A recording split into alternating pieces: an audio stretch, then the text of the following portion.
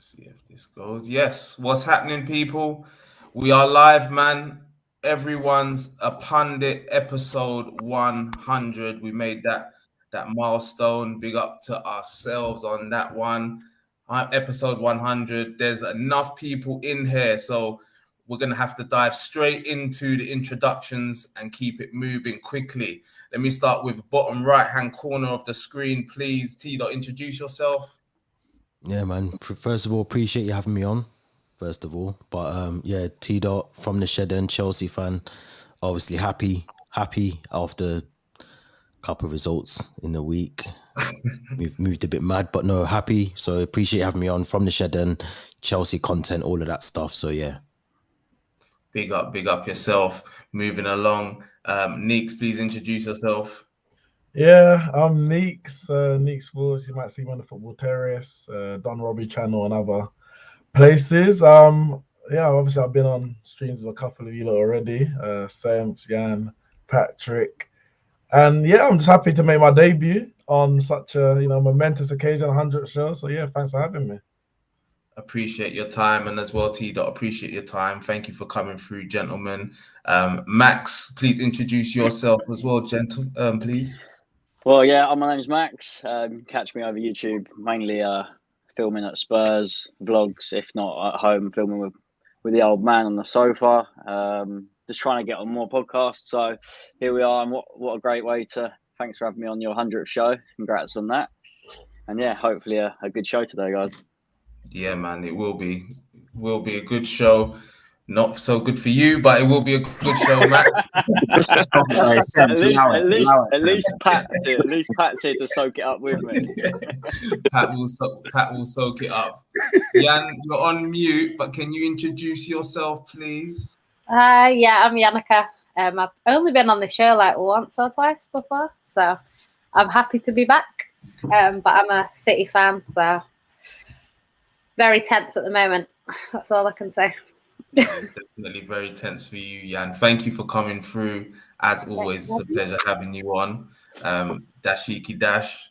Come on. Congratulations, my boys, on the 100th show. I'm going to crack this one open for you lot later. But in the meantime, just introduce myself. It's Dashiki Dash, Mr. A Dash of Sports. And once again, I'm just happy to be here and ready to rock and roll. Thank you very much, my man. Appreciate having you all the time and the support. You come through on the third episode, Dash. That's when I met you, the third episode, and now we're at episode 100. It's nice to have you here with us. Dan, can you introduce yourself, please? Yeah, I'm Dan, massive Burnley fan. I literally run a YouTube page called Turf Morehouse TV. And if you want to check us out on social media, literally search Turf Morehouse TV. You'll get everything. However, the only place you won't find us is OnlyFans, so don't go looking there. We've never had that before, so that's original. That's actually that's the future. Maybe if you stay up. Oh, I like that, Max. Dan is in good spirits today, in better spirits than when he made his debut on Everyone's a Pundit. Nice having you come back, Dan. We'll get into some guys chat today. Thank you very much. And young Swaggy Daniels. Yes, what's happening? I'd like to thank everyone in the comments. We're getting so much love and congratulations. So thank you everyone for tuning in and gracing us with your presence. Everyone on the podcast today, thank you for joining in. Everyone pretty much jumped on it as soon as I asked them, so that's fantastic. And you lot should know me by now, but my name's Patrick Tyron, aka Young Swaggy Daniels. When you see the T, you see the P. When you see the peanut represents T. Let's go. Let's go, man. And I'm Semps, people. As I said, thank you very much for joining us on the 100th show. I remember when I used to spend an hour setting up the equipment to record in my living room. Pat would come over, 9 p.m., would record, set up cameras, and then he would go, I'm still recording, I'm still setting up, packing up, 11 o'clock. Oh, it was a madness, but 100th show is kind of mad being here. So I appreciate all of you coming through. But this weekend was another interesting weekend of football. That's what we're here to talk about, the Premier League. It started off with Arsenal beating Manchester United on the 12:30 kickoff on Saturday. For my sins, I was at the game, and it was, I must say, recently I've just been calm about Man United. I don't really get too upset, but I felt deflated leaving the ground that game, man, because I thought It's Arsenal, isn't it? yeah, it's Arsenal, and it was there for us to win. So I was gutted, man. But Leicester drew 0-0 with Aston Villa. Man City beat Watford 5-1 at home. Very convincing. I don't think we expected anything else. Norwich 0, Newcastle 3. Newcastle, I think, in the top half of the table now. They've done a madness since Eddie's come in. And then, 5:30 kickoff. Tottenham needed to do their thing. 0-0 away to Brentford. So we'll chat about that as well. Brighton 2, Southampton 2, moving on to today. And Burnley, Dan, 1-0 win at home to Wolves. Massive. Don't know what you're talking about. He's chilling, living life. Soaking up 3 points. Living it up. It was a bit of a tense game at the Bridge today, but they came through with a last-minute winner, 1-0 win at home to West Ham. And Liverpool, again, that was a little bit tense in the Merseyside derby, but they come through 2-0 winners at home to Everton, and Palace play Leeds tomorrow on Monday Night Football. So where we're obviously going to start off is the headline game this weekend. Arsenal 3, Manchester United 1. Just going over to yourself, Neeks, first, my man. Boy, first of all, look, the result is the result, yeah? The result is the result. How was you feeling going into the game? Did you feel, especially off the back of what happened against Liverpool and what's been happening recently, did you think that we could go there and get 3 points or any points at all? Honestly, I didn't think we'll get anything. We don't have a great record at the Emirates. In general, like since they've moved there, really. I think they beat us there in the first game. I remember Henry scoring that last-minute header in another game that we actually dominated. Like, we don't have a good record there. Xhaka's put some. So I remember when the wind just took the ball past David De Gea, Sanchez has done a madness there for them. Like, we don't have a good record at the Emirates. And on the back of how we've been playing, well, the whole season, but just a recent form specifically, I was not confident. Arsenal are fighting for top 4.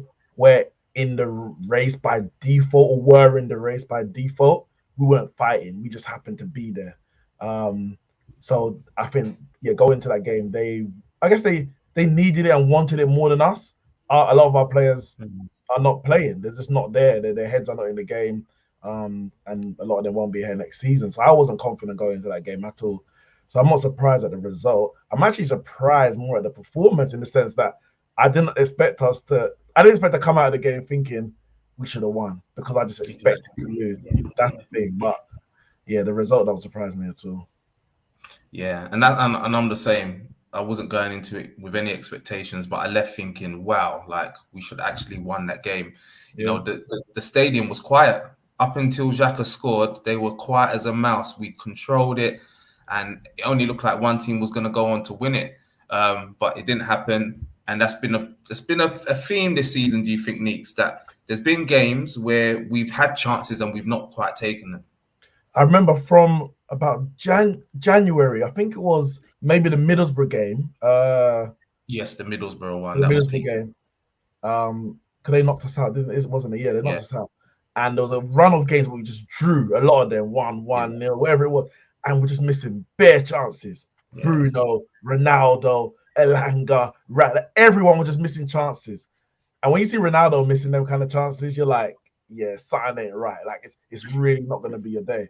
And what we saw against Arsenal, it wasn't as bad as some of the games, but in such a big game where you know you're not going to get tons and tons of chances, or you think you're not even going to get them. We got them because I think both defenses weren't great, and it was a bit end to end at times. But when you got McTominay had a free header in the first half. We had obviously the penalty miss. Then he had that offside goal, which was by the heel. Like, there's so many close calls. Dalot hits the bar. So many close calls that I guess Cedric when handballing it as well. The Cedric handball that was a well, I handball. was going to say, yeah, somebody saw close calls at Arsenal that went Oh, Arsenal's yeah. way, which we could have done better. But then you've got the ref comes into it with the Cedric handball, where the man's just crawling on the floor. Sancho sent him, and he's like, "Yeah, let me pull that back quickly."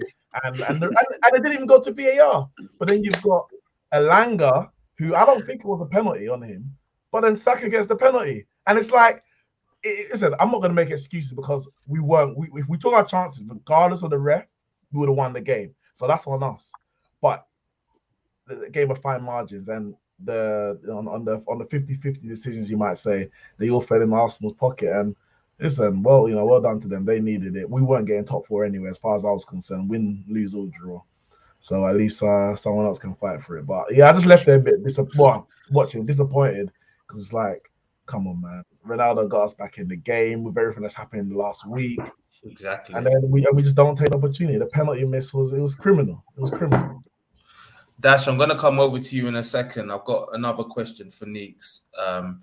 Just more of a summary, Neeks. How do you feel two key people at United? Ronaldo, what are your thoughts on his season? Because I've been quite critical of him at times, but I've kind of had to check myself recently, thinking to myself, like, he's this age and he's been the only one really doing a thing. And what are your thoughts on Ralph's season as well? Like, what were your expectations of him coming in, and how do you think it's going to feel once he leaves? What do you think his performance has been as a manager?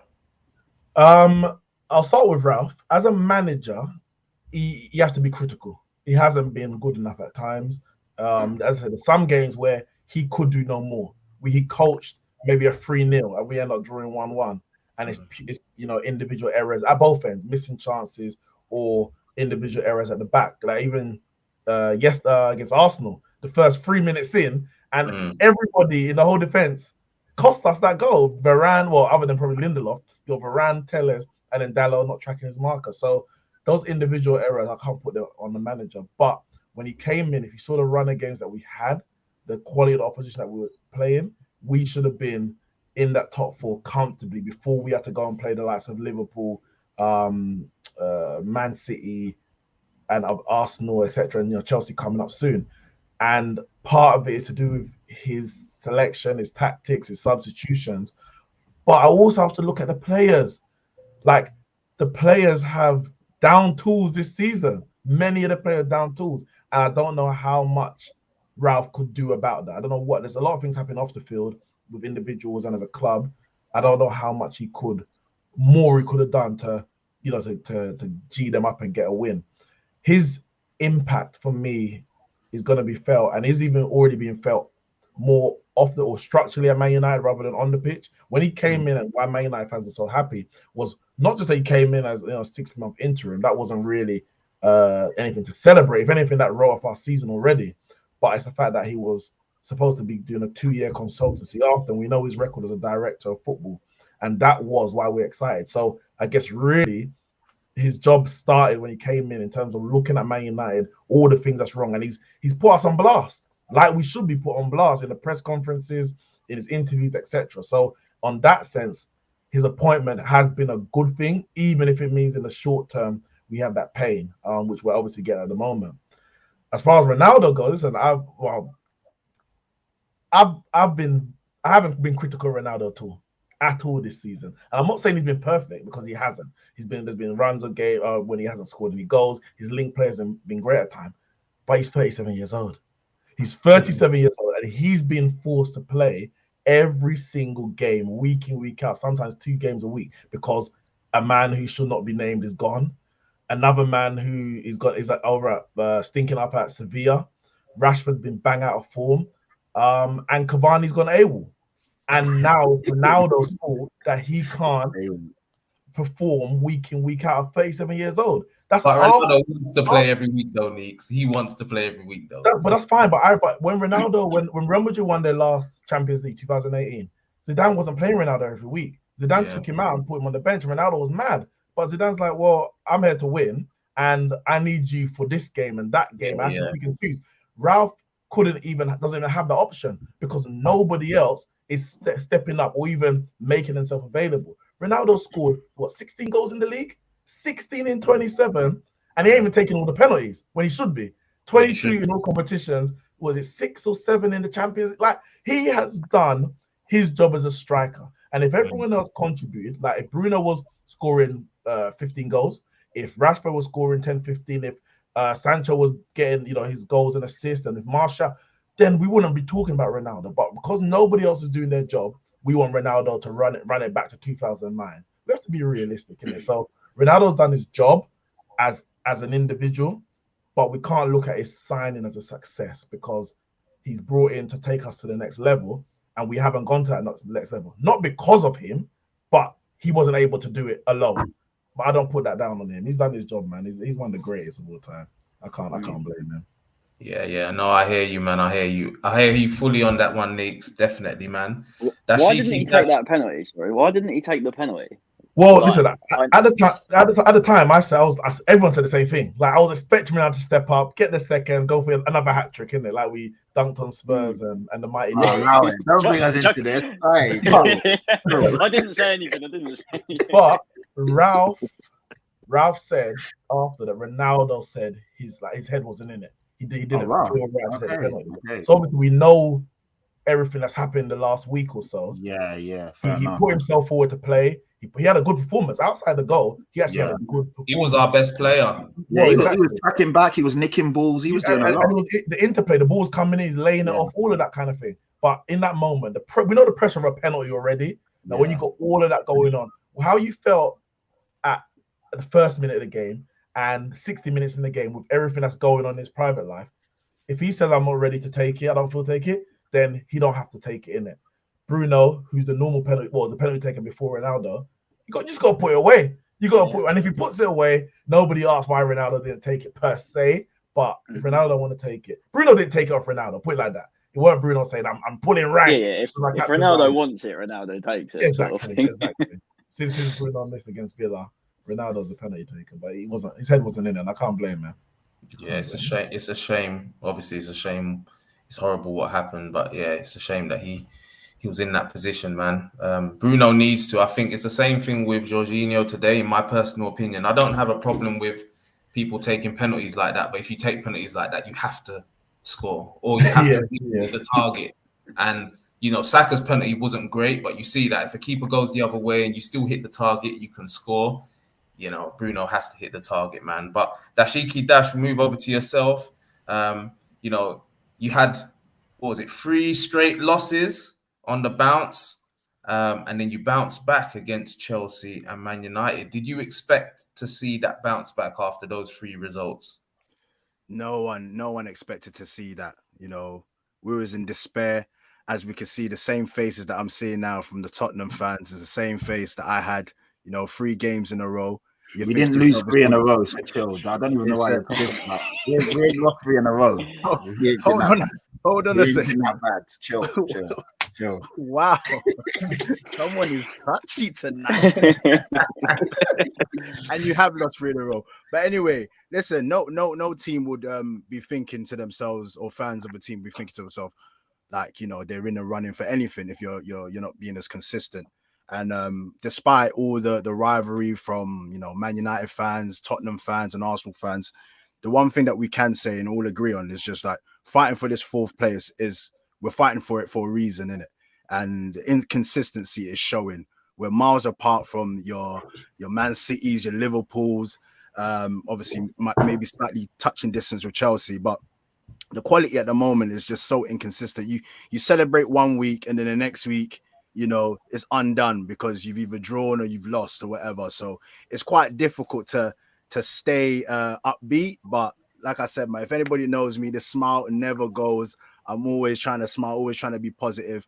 But look, the game against Chelsea is what sparked us back to life, really.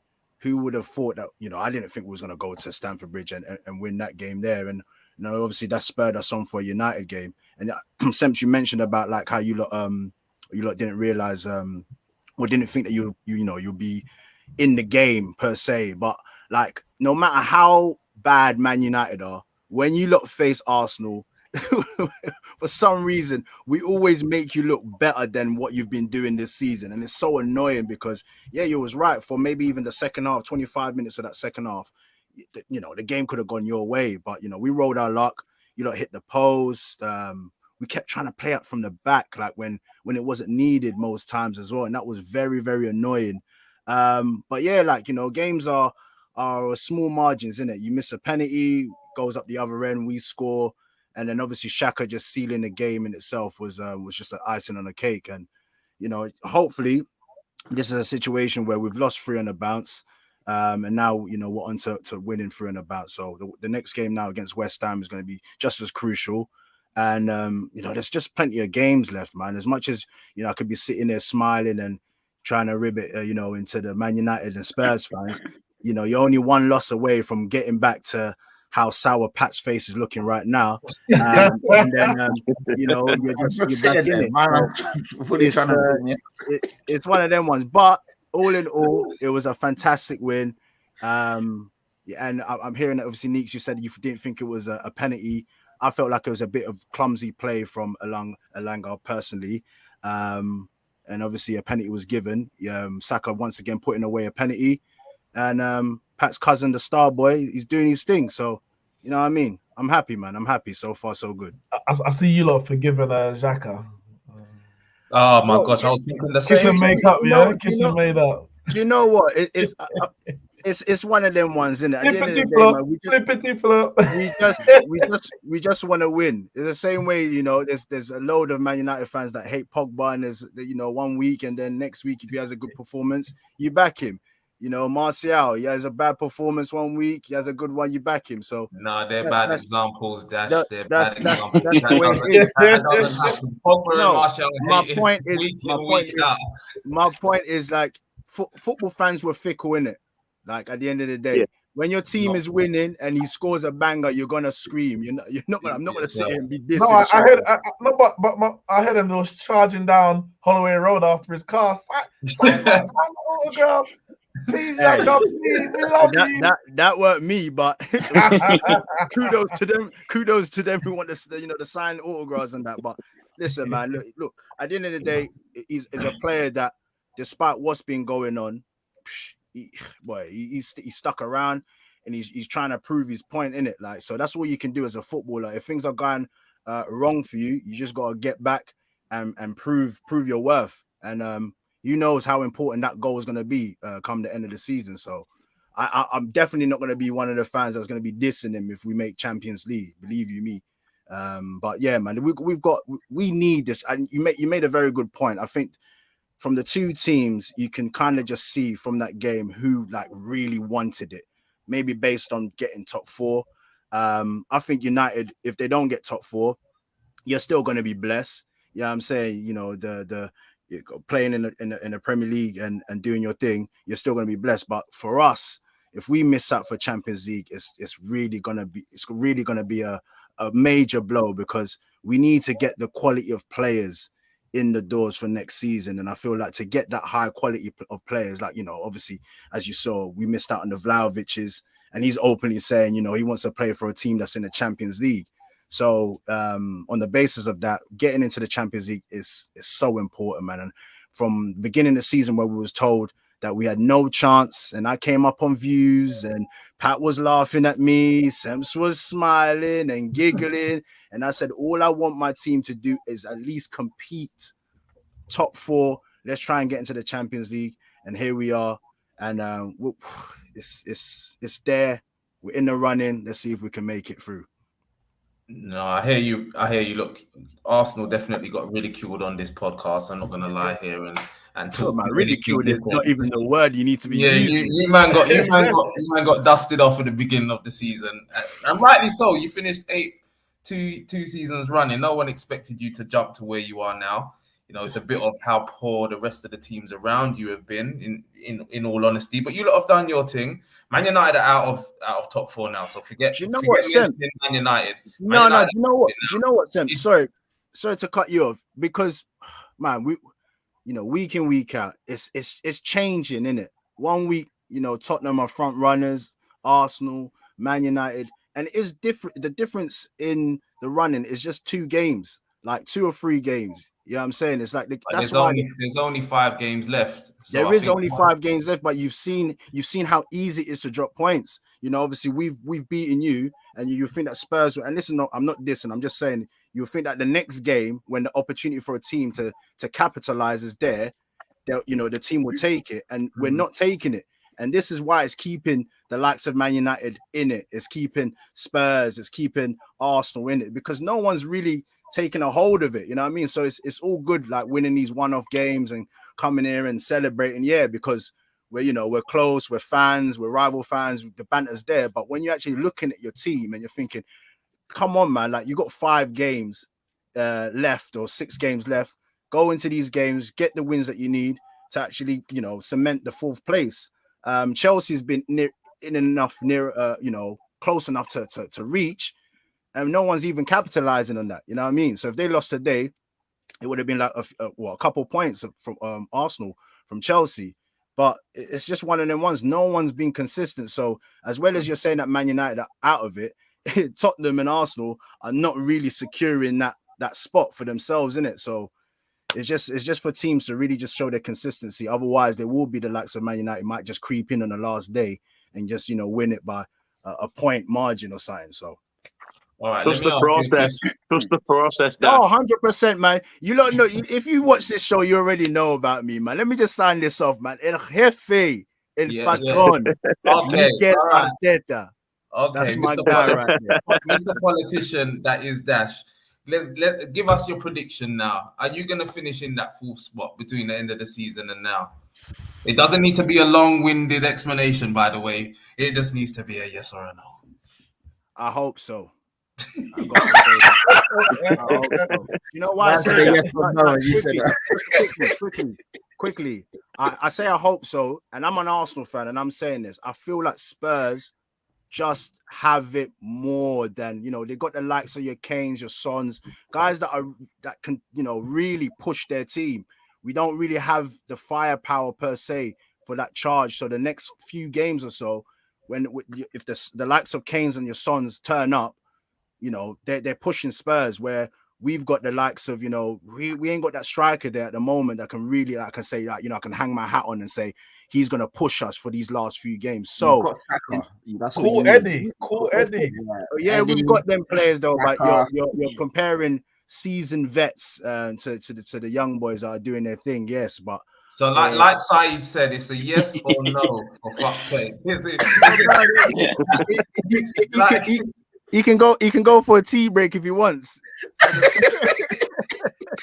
Yeah, like I said, I hope so, but I think Spurs might just. So it's a no. So it's a no. Then you don't. I hope so. I hope Arsenal makes it. This is the politician, everybody. This is Views Politician Dash. We're gonna vote for him in Parliament. Congratulations, 100. Put up that comment from Adrian, because you see, like, I've been actually quite cool over the last couple of days. All my followers will know I've not been. People have been atting me left, right, and center. I've not bitten. Because you give What it to everybody else, man. Adrian Matana, Kane hasn't scored in a month. Where will Spurs goals come from? This is the ridiculousness I get from these Arsenal fans. Like, come on, Kane is one of the best strikers in Premier League history. That's facts. It's there. He's already 5th in the all-time list. Sonny's on 17 goals. They had two games where they've not done anything, and then you see comments like this. Pat, no. Let me land that, because you Arsenal fans, this is why you lot get killed, and if you don't finish in the top 4 again, you're going to get rinsed, because over the last day or so, I've had about 40 acts on my phone, and if I've applied to them, all you lot's timelines will just be full of me arguing with people, and it's long. I don't want to. Relax, Pat. I think there's a valid point in what he's made. Let me just interject quickly. I think I understand the question in terms of it's a silly question, though, isn't it? Hold on, if Kane doesn't perform, usually it comes about where you don't win. So if he's not going to be performing in these next few games or so, who else is going to step up? That's the question. The comment or the statement. The people in the visual, in the audio. Yeah, but Kane hasn't scored in a month. Where would the Spurs goals come from? But who's got the most assists in the league? Where would the other goals come from? Who's Where got the would most? the other goals come Okay, from? answer this question. Who's got the most assists in the Premier League in 2020? But that's not the question. But Pat, to that's be not fair, the question. Pat, the question So, is, Kane Thank hasn't you. scored in a month. Where will Spurs goals come from? Because Why you you've switch? had 2 games where you've had no shots on target. So I but it's think a that's silly, probably where the question is. it's a silly statement though, because if Kane hasn't scored in a month, but we've It's It seen not him a wasn't a score how statement. statement. It's It a many was a goals? question. question. It's a question, Pat. It's a question. Read it. Yeah. A Read question, it. comment, state, whatever it is. It's stupid, isn't it? Because like at the end of the day, Kane's got the most assists in 2022. So obviously the That's goals will not the come from question, the people Pat. he's Where would the other providing. goals come That from? is Who else the is going to I've step up? answered it. I've just answered it. If Kane's got the most assists in 2022, Who's going to? who is he providing the goals for? The Yeah, people. tell us. Tell What us. do you mean tell us? You know, Son and Kulusevski have been scoring goals. Okay. Obviously, Yeah. Okay. So that's the answer. Is that not? No, you didn't answer it though, Pat. You didn't No, answer it. I didn't. I said that already. I said it about 4 times, but you rudely interjected. I was saying Kane's got the most assists in 2022. Answers the question, isn't it? An assist is somebody providing a goal scoring opportunity that's taken. No. Pat, you know what, Max? Let's head over to Max. Max, you can move on now to Brentford and Brentford nil, Tottenham nil. This game now. So, Max, what are your thoughts on Spurs going into these next few games? You know, there's a question here saying Kane hasn't scored, which is a valid point, and you haven't scored in the last 2 games, or is it 2?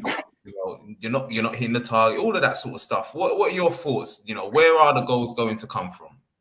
Well, we've since Conte's come in, obviously we weren't scoring goals, and then you obviously you have the players like Son, Kane, Kulusevski that can pull it out of the bag, you know. So at the moment we've shot ourselves up the league since Conte's come in without people talking about us, because everyone obviously talks about Liverpool, Man United. We're trying to do our thing, but because everyone's like, "Oh, Tottenham going to bottle it," that's why we always get roped in. But the goals are coming. The last 2 games have just been abysmal. You can't be a Premier League side and not have a shot on target. It doesn't matter who you are. That goes without saying. I mean, we wouldn't be having that conversation if we'd beat Brighton, if we'd beat Southampton or Wolves at home anyway, which I've said to Pat before on other pods, because we wouldn't be in this position. We'd be further up and we'd be solidifying this top 4. So once again, we're making it difficult for ourselves. But there's players in this side. I mean, I'd never sit here and thought I'd be gutted when Doherty actually got injured, because I feel like we had a bit of a flow. He's the only player that actually was kind of getting Conte's system, because you've got players like this Emerson Royale who just doesn't even know what he's doing half the time. Honestly, the geezer, I don't know what he's doing. I don't know how. The only reason he's playing is because there's no one else who can play that. I want to put Lucas Moura there. I'd happily play him there and just see what happens. I mean, he works his socks off and he can defend. I don't see it. I don't understand why Emerson Royale's in that side. When you've got someone also as well, like Romero, we'd have lost yesterday if it wasn't for certain individuals at the back, because you've got Romero right in the side, and I'm waffling about him at the moment, but he still looks class even when he's got this donkey next to him at right back. And I feel like if you can look class when you've got someone that's shit next to you, right, then that shows how class you actually are.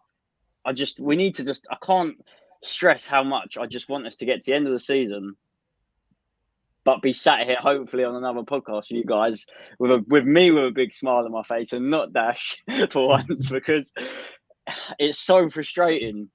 Yesterday, like you boys are on a bit of a run now. You've got the momentum with us. Yeah, you're above us. You've smashed it out of the park recently. Last 2 games, you've proper turned it around, and I hate to see it, but North London derby, it comes down to, and it's going to be the biggest North London derby in years. It has to be. I can't really think in my lifetime. I've obviously seen you guys dominate us in the past, and how it would be so nice to get one up over you over that game. But going into that game with some of the results that we've had and not having a shot on target, but like, you know, these North London derbies, anything goes, anything can happen. Form goes out the window. It doesn't matter 100%. when you go into those sort of games. But we need to get there first. We've still got a couple big games still coming up there. It's actually annoying. We keep saying we've got finals. I think, and since we've said we've got 7 finals left, we haven't won. We need to stop using this word finals. It doesn't work with Spurs. We've just got big games, right? We haven't got finals. Oh, it's just, I don't know. What do you think? Go on.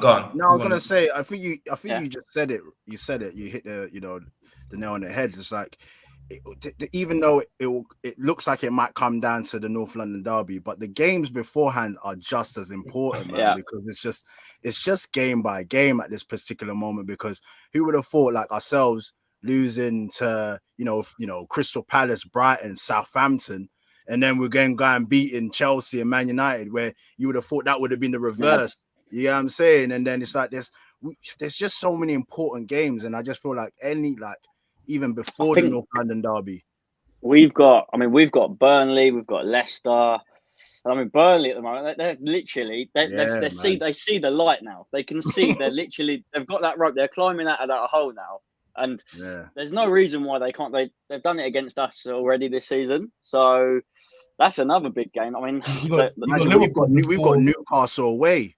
You know what I'm saying? That one is a tough game because of their form, but realistically, they're all right. That's not the same. Do you know what I mean? They're safe, but it's one of them ones, like you're playing Arsenal in it at St. James's Park. So it's just like the team in itself will still just be up for the game because I hear you. You know what I'm saying? So, and we've got West Ham next game. Although some people are saying they might have one eye on Europe or whatever, it's still a big game. I think you got West Ham at the best time, though. They've got their centre backs are all fucked. Dawson doing what he did today to Lukaku was ridiculous. Was so dumb. So he's out for the next game, and they will definitely have one eye on it. So you've got them. Don't get me wrong. If you beat them, you beat them. Going away to West Ham is always tough, but you've got them at the right time, because they will definitely have one eye on that Europa League. But I just think for either of our teams, it's just like you can't even go into these games even just thinking that in itself. Like that can't be the speech from your manager. Like, you know what, they got one eye on the Europa, so you'll take them easy. You just got to really. They played well today. West Ham played well. Yeah. They rotated. They deserved something out of that game. Well, almost. It's just the consistency, and this is the reason why no one's cementing their position for that fourth place, because we just don't know. And then, like I said, it's just 1 week you're celebrating, you're cheering, and then the next week you're just slumped in your chair. So right about now, until the end of the season, we just got to see. But the North London derby, once again, it's going to be exciting. I know it's a fix for the bookies because we had our game against Liverpool. When is the North London derby? It's like 12th for me. I think like the second to last game. Thursday. Thursday. You know what I mean? We had a game in hand against Liverpool that was postponed after the Tottenham game. That one got played quickly, and then this Tottenham one just got rearranged like right to the back end. TV fixtures. They knew they kind of had a feeling. Of course, what was going on? They knew. They played a blinder with that one. Definitely. It's going to be a difficult game, man. But we shall see. Tottenham. I'll tell you what. Fair respect to Brentford. I mean, they've been on a good run of form. They have been on a good run of form. I've got one thing to say about Eriksen, and I'm not going to say that other people will side with this or what, but I think people are scared to put in a challenge. My cousin said the same thing. He said he got so much time on the ball because nobody wants to tackle without trying to hold back. It's a case of nobody wants to kill him. If you get me, nobody wants. I don't mean that as in. I don't mean that in that sense. I mean, they don't want to be the one to sort of just like give him that injury that could potentially just end his football career. I mean, you look at when Brentford played Norwich a couple of weeks back. Yeah. Brandon Williams fell on top of him. He picked him up and he's like, "Oh, sorry, mate." He does that anywhere else on the pitch. And he's like, "Get up, you prick! Go on!"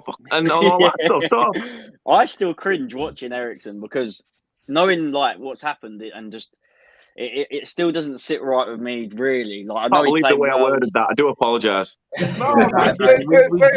way it came out, it was a bit... Someone needs to go in for a crunching tackle and say, "Listen. If you're here to play, you're here to play, isn't it?" Well done for coming back from the dead. But you're here, you're alive now. We're playing. Let's play some football, innit? I hear you. It's a fair point though. You're 100% correct with that though. I think it's just that's a human natural thing. It's not something you see every day, is it? It's that it's one in the blue moon. A lot of people would have argued that he shouldn't have been playing, but it's obviously he's fine too. So I don't know. But on the Eriksen case, yes, it's just like yesterday. I was kidding to my dad. I was like, every corner free kick, is he going to beat the first man? It was written in the stars, isn't it? Get applauded by the Spurs fans, or thank you so much, Alex, and then whipping a corner and then they score. Then what are they going to do? Start giving him the fingers and that? I don't know. Like, would you have him back? Would you have him back?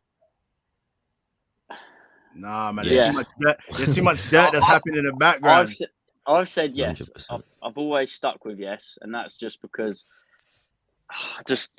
The balls over the top that he was feeding Tony. Imagine that's Kane again, and like Tony was getting some good crosses, like which. Well, I don't think you need it because Patrick says Kane's the best playmaker in the world. So you don't need it. no. But the problem is with Kane, and it's not that it's a problem because he's ridiculous at it. He's world class, which we were saying, but he wouldn't drop back as far as he does if someone could do that for him, right?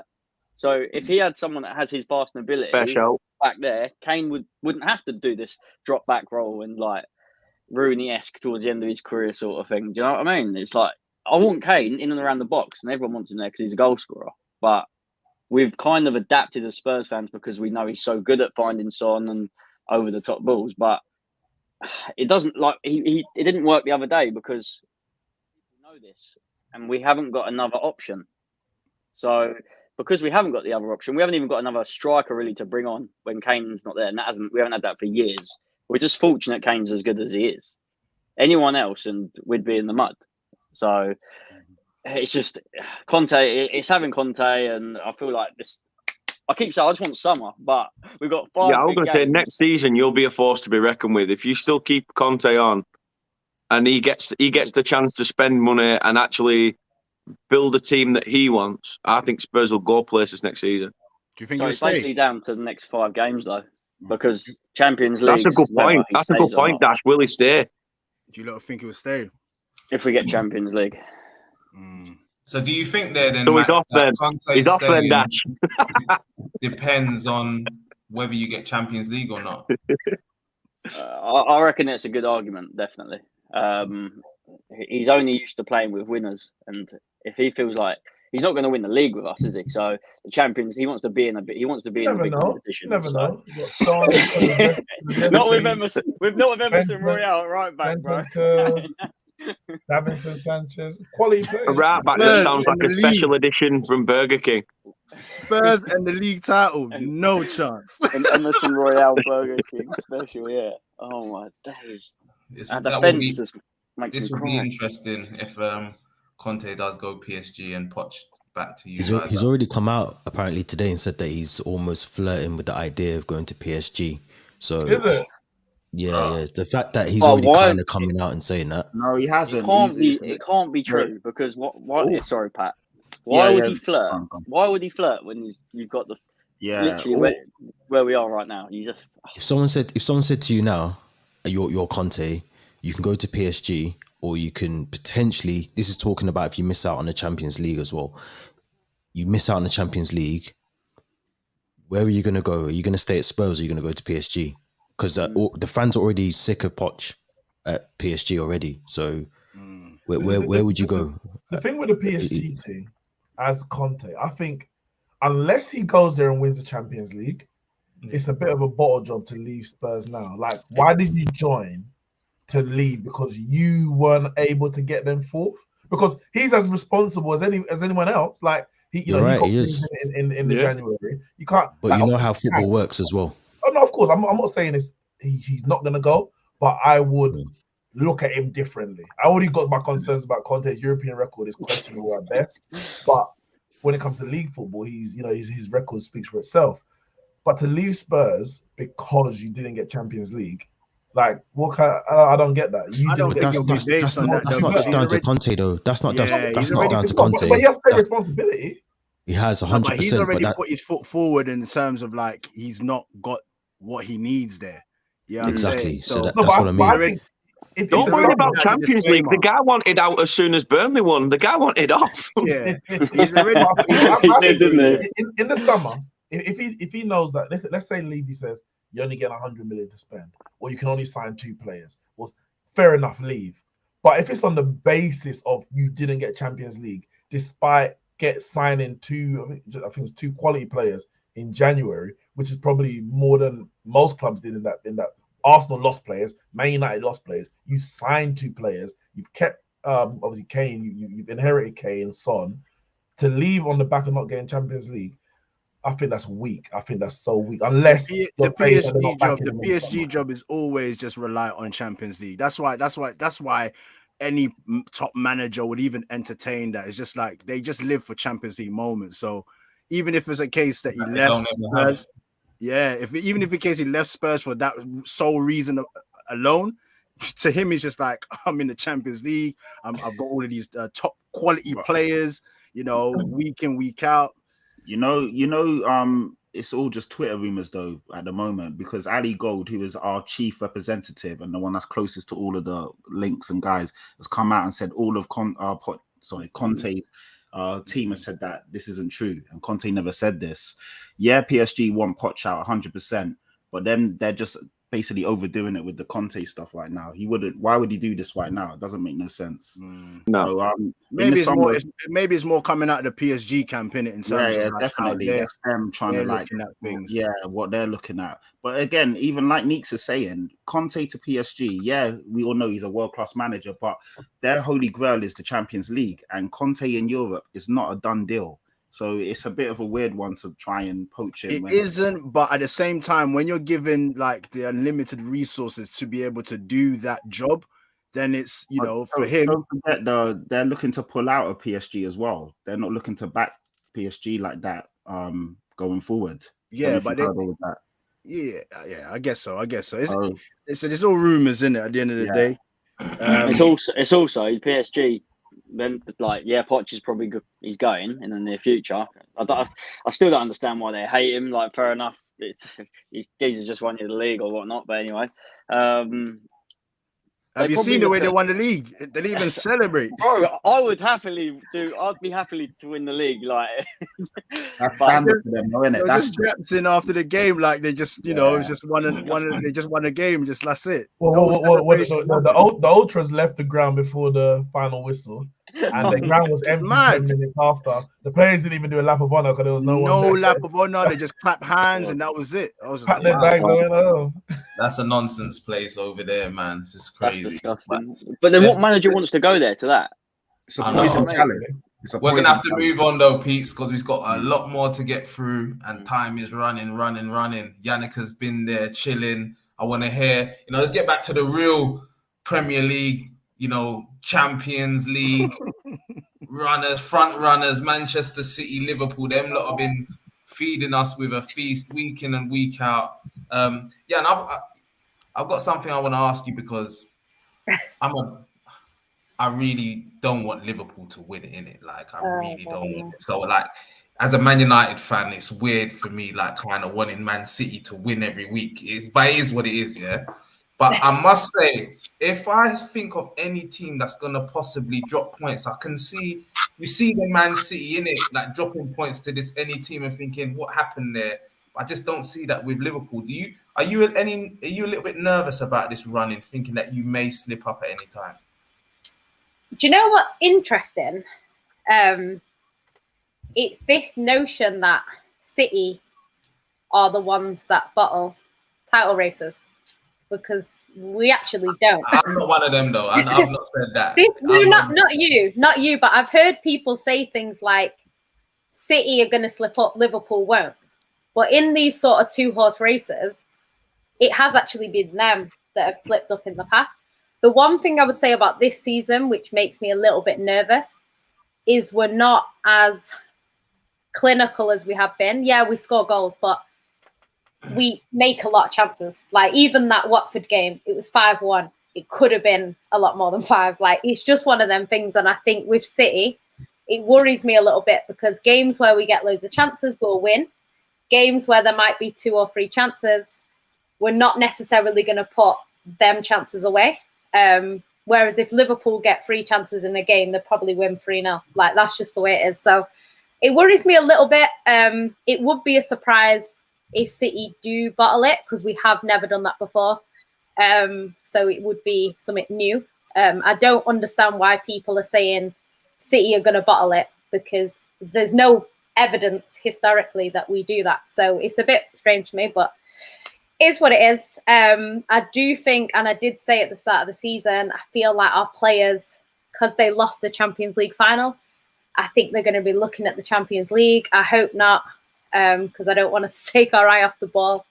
But yeah, I think the way I see it, we've got 5 games left. We're better than all 5 teams that we're going to play. So if we don't win it, then we didn't deserve to win the league. That's just the way it is. They're all winnable games. You could argue West Ham away and Wolves away are the hardest too. West Ham away, our record there is actually quite good. I know we didn't win in the Carabao Cup, but we also didn't lose. It was 0-0. So it's not like they battered us or anything like that. And we did play a weakened squad. And then Wolves away, tricky game for us in the past. But I think there's a title on the line. So I would expect our players to turn up. But yeah, I don't know. I think it's definitely going to be a lot of stress. That's all I can say. Like, a lot of minutes of stress. Like, the home games I don't mind, because in the stadium it ain't that stressful. But when it's away, you're watching it on TV, it's not for me, man. If you were guaranteed one now, though, yeah, and if you were guaranteed one now, either the Premier League or the Champions League, who would it be? Which one would you want? Do you know what? If you'd asked me at the start of the season, I would have said the Champions League. But because of the way the title race is now, it would just be hell. Because if Liverpool win that, the momentum they get, I don't see us winning the Champions League if we bottle the league. So I think we need to get the league done. If we get the league done, it gives us momentum going into the Champions League if we get past Madrid. And I think we've got a chance of doing both. But I think if Liverpool win the league, if Liverpool win the league, Liverpool will win the quad. They actually are winning the quad. If they win that league, Max, man, what's all this talk? What is going on here? Quad. That quad talk is mad, you know. Guys, I gotta be that guy. Nah, I'm gonna be using that pound on Twitter. There's no way you stay with social media. Take it easy, Max. I didn't want to just write in the chat. I wanted to say bye. Thanks for having me. Big up, chat. Congrats to you on your 100th episode, and I'll speak to you guys soon. Yeah, safe, Max. Nice one. Appreciate it. Thanks, guys. Nice one. I'm going to say it's quite bad for you, Semps. Like Semps and Neeks, I'm just looking at it thinking, this is one of those situations where you're like, you found out your partner's cheating. Is she cheating with one of your mates or like one of your family members? It's like, who would you rather it be that she cheats on you with? It's true. Yeah, I ain't gonna lie to you. Villarreal winning the Champions League, Chelsea winning the FA Cup. Man City can have the Premier League because Yannick is their only fan anyway. So all I do is block her, and it's all good for the summer. Yeah, no, it's a madness, boy. Yeah, quadruple. It can't happen. City have to. But you know what? Yeah, and I must say, this Champions League thing, because Pep also hasn't won the Champions League since he was at Barca, right? So is this gonna be a thing where he puts all? Because this is another thing that people say that Pep likes to do madness every now and again. Like with a lineup, he'll just do a madness. Like, is he gonna do that? Just I don't know. He's gonna put Edison up front and Stefan in net. Oh my god! No, do you know what? I don't know, but I think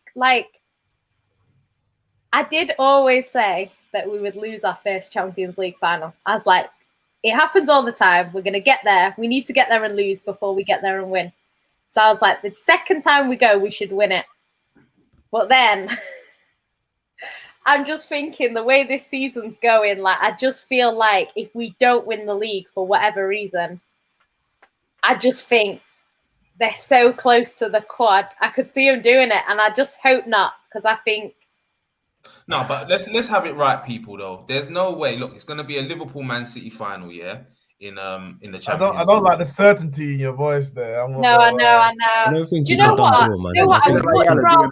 doing I would much rather it be a Real Madrid Villarreal final than have to It's play. We got to respect we Villarreal. all We know gotta it's respect them, Oh, we all know it's not going to be. Rather Come on, Liverpool are not going to win the league and beat you in the Champions League. That's not possible. So quadruple, treble is out the window, Neeks. We're cool. Trust me. The last time Liverpool were near a quad, the guy got arrested and put on tag.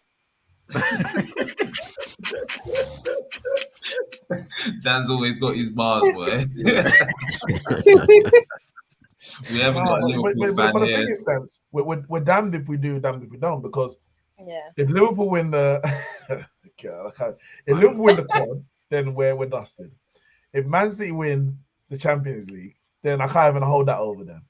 If Man City win the Premier League this year, then next year either Man City are doing 3 in a row, which we've done, or Liverpool are going to get 20, which we've got. So Liverpool's either getting 20 this year or 20 next year, and Man City's either winning 3 in a row. Like there's no safe space right now.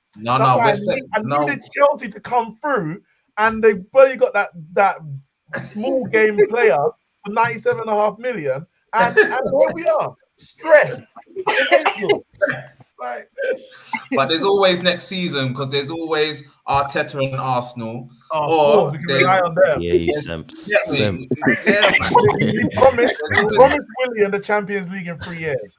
So he needs to bring on in that promise. So hey, don't rule Burnley out. Don't rule Burnley out. Leicester did the great escape and then went and won the league the season after. You never know, you know. Burnley won the league. That would be so funny. Burnley wouldn't even win the championship if they went down. The shit. You know what? Let's move on to Burnley, Dan. You know, how did you feel when Sean got the sack? How were you feeling about that? I was trying to pick my jaw up off the floor for a good 10 minutes. I was shocked because it was so left field. Like, you've given a guy a 4-year contract extension when you were rock bottom of the league. You're 4 points from safety, and then all of a sudden it's like, nah, we're going in a different direction. That guy has been at the club for 10 years, just short of 10 years. The least you do is at least sit him down and say, okay, a couple of players have said it's going a bit stale. We're going to try and change it up. Or can you at least try and tweak a few things in the last couple of games? The 4-year extension, you know, we'll pay you out for that. But the least he deserved was a good send-off, see the season out, and a lap of honour, and as like an appreciation from the fans. Stan Ternent got it, you know, in late 90s, early 2000s. So why doesn't a man like Sean Dash get it? I thought that's the least that the man deserved. However, all we've heard from the Burnley players is the word freedom. It feels like literally they've been held back. Something's gone wrong there, hasn't it? Yeah, something has gone drastically wrong. Nobody knows what's. I'm waiting for some woodlice to come out with some information and just say something. Rumblings, no rumblings. Yeah, nothing at the minute. But we're starting to see the cameras down at the training ground, which Dash was like, I want cameras away. I don't want all this behind the scenes shit going out. And now we're seeing them getting videos of them predicting the Tyson Fury fight last night. And it's just all these like random little clips, and you see him behind the scenes, and it's good that you're getting that as a fan because you feel like you're sort of more engaged with the club. But I don't know. It's mental. It's mental. I'll tell you what though, Alan Pace has got gigantic balls for doing what he has done. That guy must have balls of steel, because you look at the records of managers that have been sacked with only a couple of games to go, and they still end up dropping. Newcastle, let's bring Shearer, let's bring the Messiah back, drop. You know, at the moment, I can't see anybody coming in. Nobody's going to want the job on an interim basis. And even if you do look at somebody interim, you're looking at what? Big Sam? And he's going to want assurances of bonuses and an extra year if they stay up. So at the moment, I think your manager's going to be like, nah, stick it out. We'll see where Burnley are at the end, and then we'll talk. But I don't want Big Sam anywhere near. The guy's a fraud. Chris Wilder's what I've been hearing. Yeah, but even he's come out now after sitting down with Steve Gibson at Borough and said he's all in for the cause at Borough. So, okay. You know, I think Alan Pace is going to go for somebody like a bit of a name. I think he wants to try and take Burnley forward. So for me, I'm looking at someone like Rooney, who's just been relegated with Derby. The fact that he's got that name pulling power, you know, in terms of players, you know, like we've seen with Gerrard and Lampard, or come play for me because I used to be big in the Premier League sort of thing. So I don't know. I'm looking at that, but I like the guy from Bodo Glimt, that Kjetil Knutsen. I mean, this is a guy who Bodo Glimt were set for relegation. He kept them up the season after they won the league, and literally on for back-to-back titles.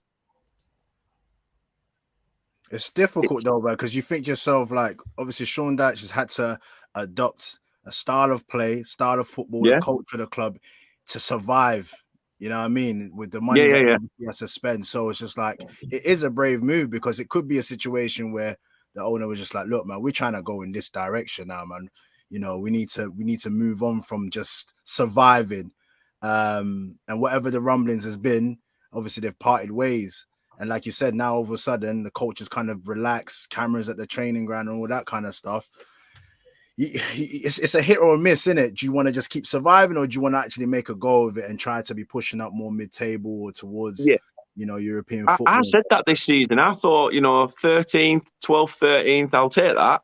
You know, it's a small progress, but it's a steady one when you look at like the way Burnley have been, and especially after the season before, when we had no fans in stadiums. I thought fans being back at Turf Moor, 12th man, get us over the line, G us up, and Turf Moor be a fortress. Where instead it's literally been like Norwich, no points on the board. Welcome to Turf Moor. There's a red carpet.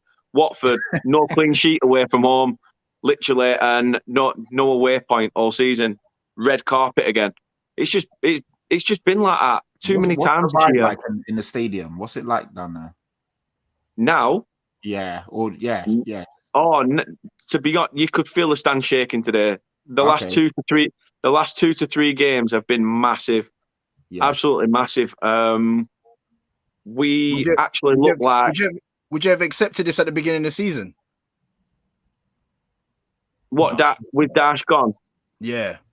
No way. Burnley are better than 17th. They're usually comfortable. They're not in a relegation scrap usually. Yeah. No, but I mean, in a sense, just like now that in hindsight, now we're seeing, obviously, maybe the owners are thinking that we need to move in a new direction. Oh, okay. Like, would the fans would have been prepared to be like, look, this is now, we want to kind of clear from this Dash football, moving this new direction. Would the fans would have been open to such a drastic move? You know what? I said it today, and in fact, I'm not even going to go back on what I said. I think, looking at it now with what Alan Pace wants to do, if you look at it through Alan Pace's eyes, it's almost like Sean Dyche has been a Roy Hodgson. He steadied the ship. He's made Burnley sort of flirt around and stay in the division. Now we need somebody else to come in and sort of do a Vieira job and sort of try and take them that little bit further. I mean, the football that we've been playing since he's gone, we've actually got the ball on the floor, one-touch passing and things like that. And you're just like, shit, where's this come from? Why have you been hiding that? Burnley see a blade of grass with some space and they're like, oh, I'm not going in there. It's probably like a cesspit or something. And they just don't bother running because we've got 11 static idiots. Yeah. And then you've got these players that are used to playing head tennis week in, week out. And now all of a sudden, they're actually running around like they've been taking lessons in Formula One or something. Madness. You have to wonder as well, did Dyche have something in his contract if Burnley get relegated that, do you know what I mean, Burnley have to pay some money certain bonuses? Yeah, you never know. So maybe that's why they got rid of him as well. But there were some rumours of player revolt. Yeah. Player revolt with a big one. Apparently, some players, when they came in, was given assurances that they'll play in certain positions and they've been played out of it, or that the way they've been playing will be tweaked and it'll be a bit more attacking. Okay, we had been a little bit more expansive, but then when shit hit the fan, it was a case of revert back to the old stuff and hope that gets us results. But you've seen this season, our defence there's been cracks appearing in it. Our midfield has been shit. We've been saying for the last couple of months, Jack Cook needs to start alongside Josh Brownhill, because Brownhill and Westwood are exactly the same midfielder. They both like to get forward. That leaves you a gigantic gap in the middle when you're playing a 4-4-2. So when you've got Cork will sit and Brownhill will go forward, it's been better. That it's just a shame of how it's happened, because obviously with Ashley Westwood doing a 180 on his ankle. So yeah, that was horrible. Do you think that you're going to stay up, Dan? Yeah. Yeah. I think, and I only say that because I don't think Everton look like a team that know about like that. They sort of look at this. They're looking at they're obviously looking over the shoulder at the league table, but they're not used to being in that position. We're used to trying to fight and keep our head above water. But Leeds could get dragged into it. We've got to play Villa twice as well. Don't rule Villa out. Yeah, you've got to play Villa twice, right? Home and away. Yeah. Correct. Yeah, You've got Watford next away from home. Then you've got Villa at home. Then you've got Tottenham away, and then Villa away. Newcastle at home on the last day of the season, and they're going to be safe. So maybe. Well, I've seen a few Newcastle channels saying last game of the season, if it meant sending Everton down, would you chuck the game so Burnley win? Ooh. And half of them said, nah. If it means that we stay in the top half of the table, then they take it. But they said if it's a nothing game and they've got nothing to play for, they can't move either up or down. Then they said, yeah, chuck it, send the blue shark down. But my stepdad's a blue, so I can't wait to. I well want him to get relegated. I want to turn up at his house. I'm just going to be like windmilling the thing, and they'll just be like, "Hey, enjoy the championship, you big good." What's the link with Newcastle and Everton then? Because what's that about? Is there something there from the past, or God knows? Probably just two powerhouses that have a bit of money, and obviously Everton's not working out, and at Newcastle it is. Fair enough. Yeah, I think Everton fans, from what I saw, were annoyed that Newcastle had been allowed to kind of get bought out and buy players to stay up, because they were pretty much going down, and then this deals come through, and they managed to stay up. So I think they feel like they're getting relegated because of that. Everton have done that though when they had like Koeman. Exactly, Everton has spent money. They bought shit. They bought shit in Everton. They bought crap like Davy Klassen. They spent £500 million, Everton. They spent a lot. Yeah. You know what Everton are? They are the Premier League Derby County. They're like Mel Morris. He's chucked money at it, expecting it to work, expecting them to like rise up the table, and it's bit them well and truly in the arse. But that's the problem, because that's why everyone says it's like whenever City win anything, it's like, well, of course they're going to win because they've spent money. So then other teams think, oh, we'll just spend money as well, and it doesn't work. Like, you have to spend well. Like, we've struggled in the past. We've bought players that were not good enough. We've wasted quite a bit of money, to be honest. But more often than not, we've got it right. And I think that's what makes us so good at the moment, is that a lot of the signings were kind of right, but it's one of them things. It's a risk. Any player that comes in is a risk. You can buy the best player in the world. Like, look at PSG. They bought Messi. Messi's been good, but not what I would expect. I would expect Messi to be going there and setting the league on fire, and he didn't do that. So I'm not surprised. I'm not surprised at all. Bottle job. Shut up, man. I'll tell you one thing. I will tell you one thing about Burnley. To be fair, the thing that fears me the most is that whether we go down or stay up, we have got 10 players out of contract. Ooh, wow. We've got 10 players out of contract. That's the likes of Ben Mee. Tarkowski's pissing off on a free anyway. We all know that. He won't stick around. We've got most of our squad's old anyway. They're all 35. They're all going to like old people's homes when they leave Burnley anyway. Probably a good thing they're out of contract then, because you think about Palace. When I think last season Palace had the same thing. Yeah, they had about 6 players, isn't it?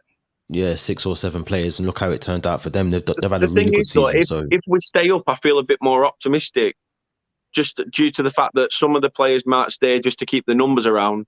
But when you've got players like Maxwell Cornet, who's got like a cheap relegation release clause in his contract to like 8.5 million, that's pocket money in the Premier League to offer these clubs that'll just go, yeah, mate, I'm having him. Yeah, I hear you, man. Do you know what? I do think if Everton go down, even though they don't have the best team, they do have players in there. Like that Gordon for them is really good. That's what he is. If they go down, I think he goes. I think someone will come in for him. He's too good to be in the Championship. Yeah. Anthony Gordon needs to learn to stay on his feet. That guy just dives too many times. I don't think it's as Nah, he clear should have cut had as a, he that, should have had a pen. Second one should have been a Yeah, pen for me, yeah. but Second one, yeah. Lampard said if Second it one, was first Salah- one, a bit. Lampard said if it was Salah, they would have got a pen. He would have. Which is He true. would have. Which is true, man. You know what? Let's move over to Chelsea because you know T-Dot, you've been there chilling, getting your points in here now. Your season is kind of. I was looking at Chelsea today and I was thinking there seems a bit of passion in the stadium and everything, but I'm like the league is pretty much it's nothing there for you really, innit? You're not really gonna get caught. You're gonna finish third. And you know you've got your final coming up. How would you sum up your season this season? Did you have higher expectations for what's 100%, 100%. I think off the back of the Champions League, obviously signing Lukaku when we signed him, not knowing what we know now, you would think that would be the missing piece of the puzzle. You think Havertz, Werner, Hakim Ziyech, Pulisic, Mason Mount, all these players that we've got and we've brought in. You'd think Lukaku, the number 9 that we were screaming out for last season, was the one that should come in and do the job. But it just hasn't worked. It hasn't worked. Obviously, we've had injuries in terms of Chilwell, Reece James, Kante's been out in and out the team, Kovacic as well. But it's deeper than that. It's not about just this season. I think we've never really replaced certain players. Look at John Terry, Cesc Fabregas, Didier Drogba, Diego Costa. These sort of play, Eden Hazard. We've never replaced them. So we've covered over cracks with certain players and it just hasn't worked. And we've got away with it. We won the Champions League. It's been good this season in spells. You look at the Super Cup. You look at the Club World Cup as well. 2 big trophies. Obviously, the Club World Cup is the one that was the elusive one that we wanted, but it hasn't been enough. It hasn't been enough. You look at November and December, that was when the turning point in the season for us. Because I think in December, I think we were top of the league then.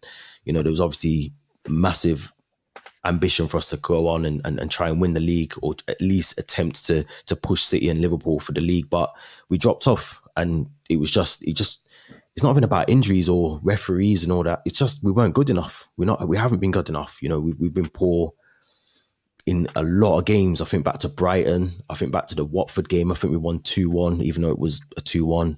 United, I think we drew in United's game as well. Liverpool 2-2. Those games are games that, yes, we should. Obviously, Liverpool and United are different, but there's games where we should have won and we just didn't. We weren't good enough. But if we win the FA Cup, we get top 4. Obviously, the sanctions, the whole ownership thing's been brewing for the last couple of weeks now as well. Yeah, a lot of things. Obviously, Rudiger, I think, come out today. I think Thomas Tuchel's confirmed that Rudiger's definitely leaving. I think for Real Madrid as well. So there's a lot of things that need to happen in the summer for Chelsea. But in terms of this season, it hasn't been good enough in terms of what we should be doing, what we should be aiming for. We should be where City and Liverpool are. If we're being honest, but we just haven't been good enough when it mattered as well. Even Burnley, to think back to the Burnley game, the first half of that Burnley game at Turf Moor, it could have gone either way. It could have gone. Burnley could have gone on to win. It's just that in the second half we kicked into gear. But yeah, it hasn't been good. It's been poor. It's been even today. Even you look at today's game, it's been poor. It was a 90-minute winner from Pulisic. It's not been good enough at all. You've been so much better on the road this season, though, haven't you?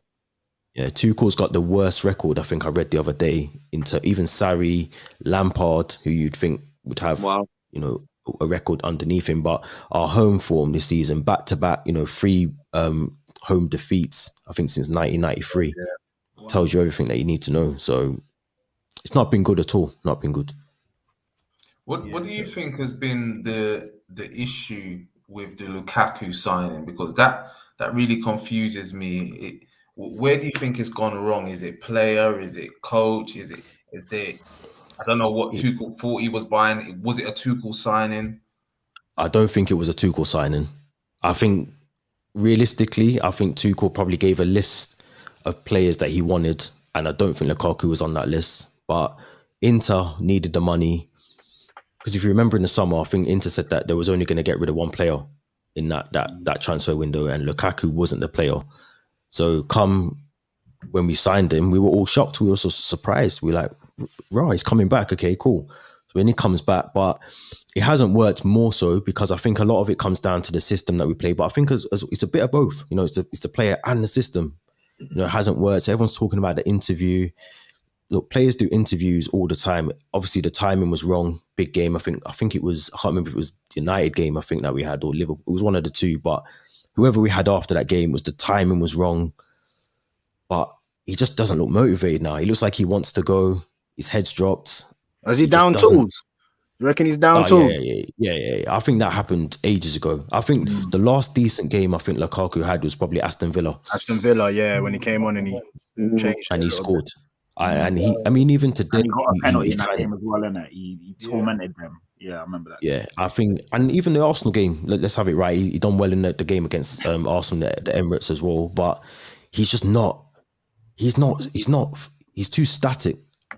In terms of me, he's the way we play, he's not the striker that we need. And I'm not saying that he's rubbish, or I can see people saying in the comments there that he's washed. I don't think he's washed at all. I think he's a striker that fits a particular system, and it just isn't a Chelsea system, and people will say that Italy isn't the best league, but it's still a very decent league. I don't know how many people watch Serie A, but it's a very good league. It's a competitive league. So I don't think it's the fact that he can do it in Serie A and he can't do it at, and even at United, I think one of his seasons was very good. I think it's his first season. Might be too much. He had a very good season, I think, at United. But it just sometimes players, when they go to certain clubs, it just doesn't work. And then we have to admit that it doesn't work. So I think it's a bit of both. I think Tuchel hasn't necessarily trusted him or put him into certain games where he should have, or he has put him in a game where he shouldn't have put him in.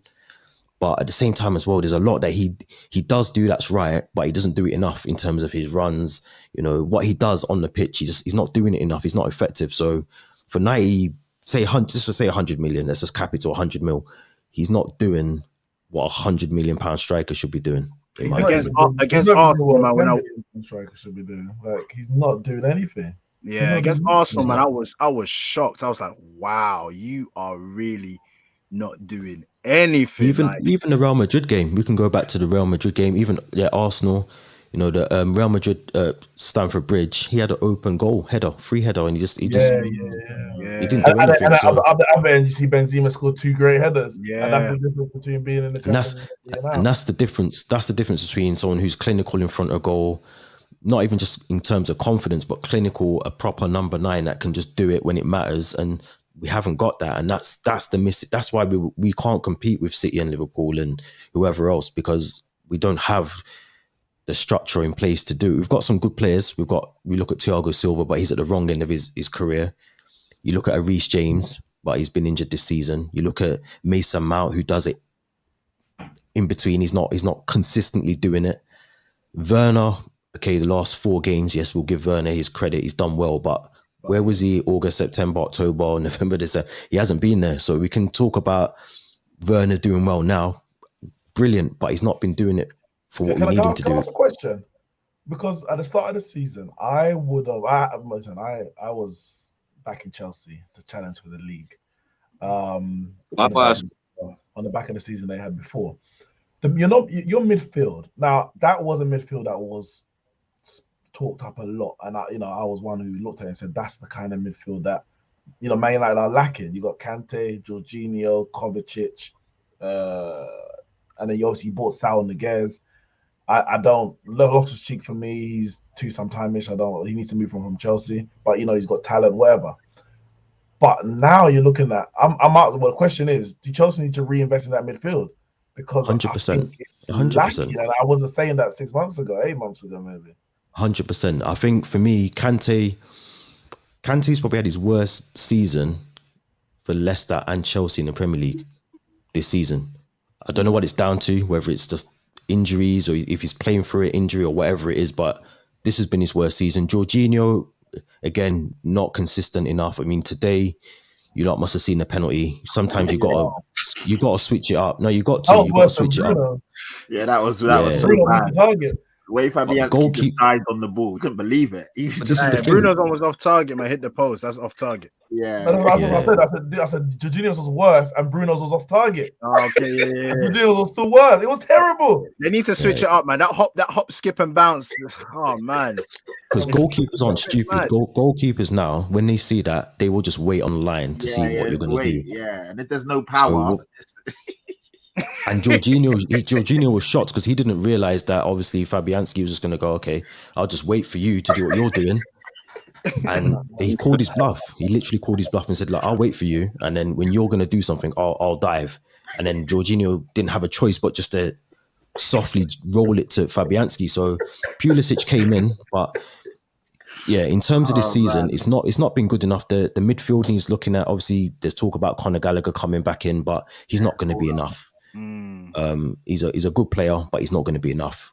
I think. What do you think about that rule though, with all the like loan players? Because there's now a loan rule coming in as next season, isn't there? Where like, and we all know Chelsea's loan system. Like, you've got players probably. I mean, when everyone were going down with COVID, if you called all your loan players back, everybody would still have a full squad of 22 players. Yeah, but you see, I think sometimes that works in our favour as well. You think back to the season when we couldn't sign anyone. We already had certain players that went out and had played at maybe a championship level or even a premiership level at that time as well. So I think it's got its pluses and its cons, obviously. But even this season, next season, we don't know if we can even sign players. We might get owners in, but then we still have these sanctions in place for 4, 5, 6 months or whatever to see almost like an interim transition process to see what the new owners are going to do. So for me, that loan system is very good because Billy Gilmore's all right, he's been at Norwich. It's not been the best club to go to, but he's still got some Premiership experience. Conor Gallagher, Levi Colwill, who's at Huddersfield in the Championship, doing really well. So there's a lot of players that might come back into the team, get some game time if we can't sign players.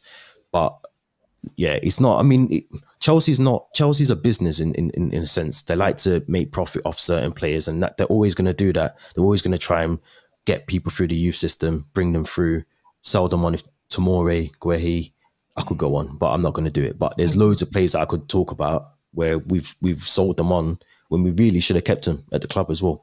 I want to ask a question, yeah, and it's back on Lukaku. Obviously, with the sanctions and the uncertainty of whether or not you're going to change, he's still your player, innit? And next year, you're still going to have him. What's next for Lukaku? Like, what does he need to do? Does he just need to be like, look, this dream about going back to Inter is done and dusted. I've got to knuckle down, because it's almost a situation where he's just like, he feels like he made a mistake. But you're at the club now, innit? You're at Chelsea. This is the team that you said you was kissing the badge and saying that you was in the terraces watching Drogba. You got a job to do, innit, at the end of the day. And it's such a shame to see, a good talent. He done it at Inter to come back to the Premier League, and he's just shagged. What's next for him next season? I think if I was the owners coming in and we can buy players, I'd loan him out with you got to loan him out if he's not going to. Same with Kepa, and that's not a disrespect to Kepa, but I'll start with Lukaku because you asked me about Lukaku. But for me, I'd loan him out with the option to buy. Whoever needs to buy him, they've got the option to buy him. I don't think we're going to be able to sell him this season or the end of this season. But I do think if it's not working out, he's on big wages. We need to try and loan him out with the option to buy or mandatory, whatever, to ship him on, get him somewhere else. But Kepa as well. Kepa's too good to be a number 2 to Mendy. So one of the two's got to go. And if it's Kepa, we just have to cut this season. We've got to cut our losses with certain players, and Danny Drinkwaters, Baba Rahman, Mitzi Batshuayi, all these players that are still on the books. They're still there. Are they still there? Yeah, they're still there. So we got to get rid of them, because this is why we can't go and buy like a Haaland or whoever, because we can't. We could have afforded it, but when we're talking about wages and they're talking about 500 grand a week, we've got players. Danny Drinkwater's on big money, and that's why I think Burnley wanted Danny Drinkwater. If not last season, maybe this season, they wanted him. We had him on loan. We had him on loan, and he was just fucking trouble. Yeah, he was turning up like half cut, or he was turning up with like he'd been in the scrap, to the point where we thought, nah, I'm not having this. So I'm not having it. I mean, they said they're not having it. And then he ended up halfway through the season, Villa took a punt on him, didn't they? And then now he's at Reading in the Championship. Oh, wow. That's where he needs to be. That's his level. Man. So, yeah. But in terms of Lukaku, we got to try and loan him out and just hopefully if it's back in Italy, then maybe he starts scoring again. He gets a bit of confidence and finds that Inter form, and someone comes in and spends at least 80 million at least on him, so we can recoup something. But we have to see what happens. It's definitely egg on his face though, man, because he came back to the Premier League bossy, obviously chiefed up Arsenal. He's pumping his chest about that. I'm back and all of this. I want to be the best. And then you just can't even you can't even just do your job, man. This is the thing about certain players. Like they count their chickens way, too early and all of that kind of stuff, and putting themselves in that category of being like the next Drogba and all that kind of stuff. It's just, yeah, man. It's just. Listen, you see Lukaku. I'm surprised that he's been this bad, but I'm not surprised that it didn't work because, and it's also I say work in the way that he told us it would work. Yeah, that's the thing about it. He did because I might sound harsh, but Lukaku seems like a very insecure, maybe I won't say person, but at least footballer in that sense. The things that he's done and said at Manchester United when he was there, releasing certain training stats to prove that he's not, fat or he's put on weight and that kind of stuff, and the interviews that he's done after about, oh yeah, I just needed to get out of Man United because I didn't want to play under Solskjaer. No, Solskjaer didn't want you, and he did all he could to move you on. Like, you don't have to build. He's trying to build himself up to look like this big guy, and it's like, just let your football do the talking. And he obviously goes to Italy, does his thing, and it's like, yeah, this is proof. I'm the big. He's there trying to compete with Zlatan with the ego. Zlatan has done it. He's been doing it. Let Zlatan be Zlatan. You don't have to try and follow that path. But his big game record has always been poor. Even that good season at Man United, I think he got a goal and assist against Chelsea in the league. That was it. He didn't do nothing in the other big games. He had a few big performances the next year, obviously PSG when we came back in the FA Cup against Arsenal. But for someone who talks as much as he does, and even someone who has the goal scoring statistical record that he does, he's not a big game player. And that not being a big game player for me also plays into his mentality. It's when the pressure is on, can he perform? The big games he doesn't perform. Now you've gone back to Chelsea where it all started and where you said and you felt that you were treated harshly and sent away. Now you have to go back and prove, no, I am the man to lead them to the Premier League title or whatever it might be. That's pressure. And he crumbled under that in another way. Should have just come back humble. Should have just come back humble. Football do the talking, but he's not that kind of person. And now he's he's feeling the brunt of it. And because now he got no friends at Chelsea, he got no friends at Inter Milan. The way that he left Everton, he ain't got friends there. He ain't got no friends at Man United. Where is he gonna go? Like back to West Brom when Sean Dyche brings them back up to the Premier League. West Brom is only saving grace at this point. Like, I don't feel sorry for him per se, but it's a sad sight to see because he's taught a big game and he ain't proved it. He hasn't proved it. He's got them Timberland boots on again, so and baggy jeans. I feel sorry for him. I watch him and I'm just thinking this is just a sad sight what I'm seeing at the moment at Chelsea, and I actually would have liked for it to work for him, man. I do get what you're saying, Neeks. He is a bit bossy, and because I see that insecurity in him as what you're talking about, I think that's actually why I wanted it to work out for him, because I think he is trying to cover up whatever else is going on with all of that bravado. And there's a reason for it. Do you know what I mean? I think it can be hard where you score all those goals for Belgium and you just don't get the respect that he feels he deserves. That's going to play on his mind and stuff, man. But that interview just killed him, though, man, because it come out of nowhere. It wasn't anything in terms. The fans weren't getting onto his case. It wasn't no rumblings, no nothing. Just boom, But there may be something going on behind the scenes that we don't know about. Fair enough, yeah. Well, before, if you remember weird. If you remember before, I don't think he was starting the games as well. Because if you remember, he was injured, and then there was a lot of questions to Tuchel why he's not starting. He was fit to play, and I can't remember who asked him the question, but they said, "Why aren't you playing Lukaku?" And he said, "Well, when the time's right, I'll play him." So obviously there was rumblings between manager. This is why I don't think it's a Tuchel signing, because there was rumblings about why aren't you playing him?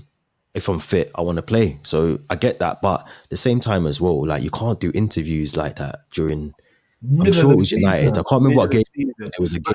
If I remember correctly, it was only like maybe like 3 games or 4 at the max where he wasn't playing after an injury. That's not enough for you to be like, that is enough when you're £100 million, though. When you're £100 million and you're their main man, that's enough.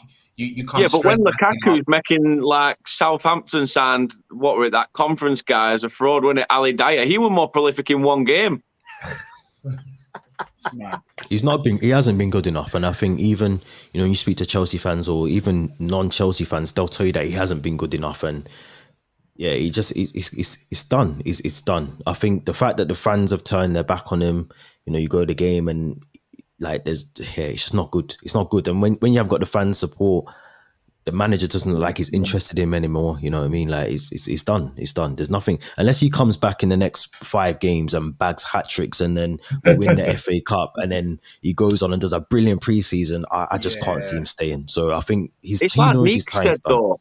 Neek said it about how he sort of has this egotistical side to him, where he's just maybe he looked at it when he came in, and as you say, may not have been a Tuchel signing, but he's probably looked at it and thought, right, first time round it didn't work out, fair enough.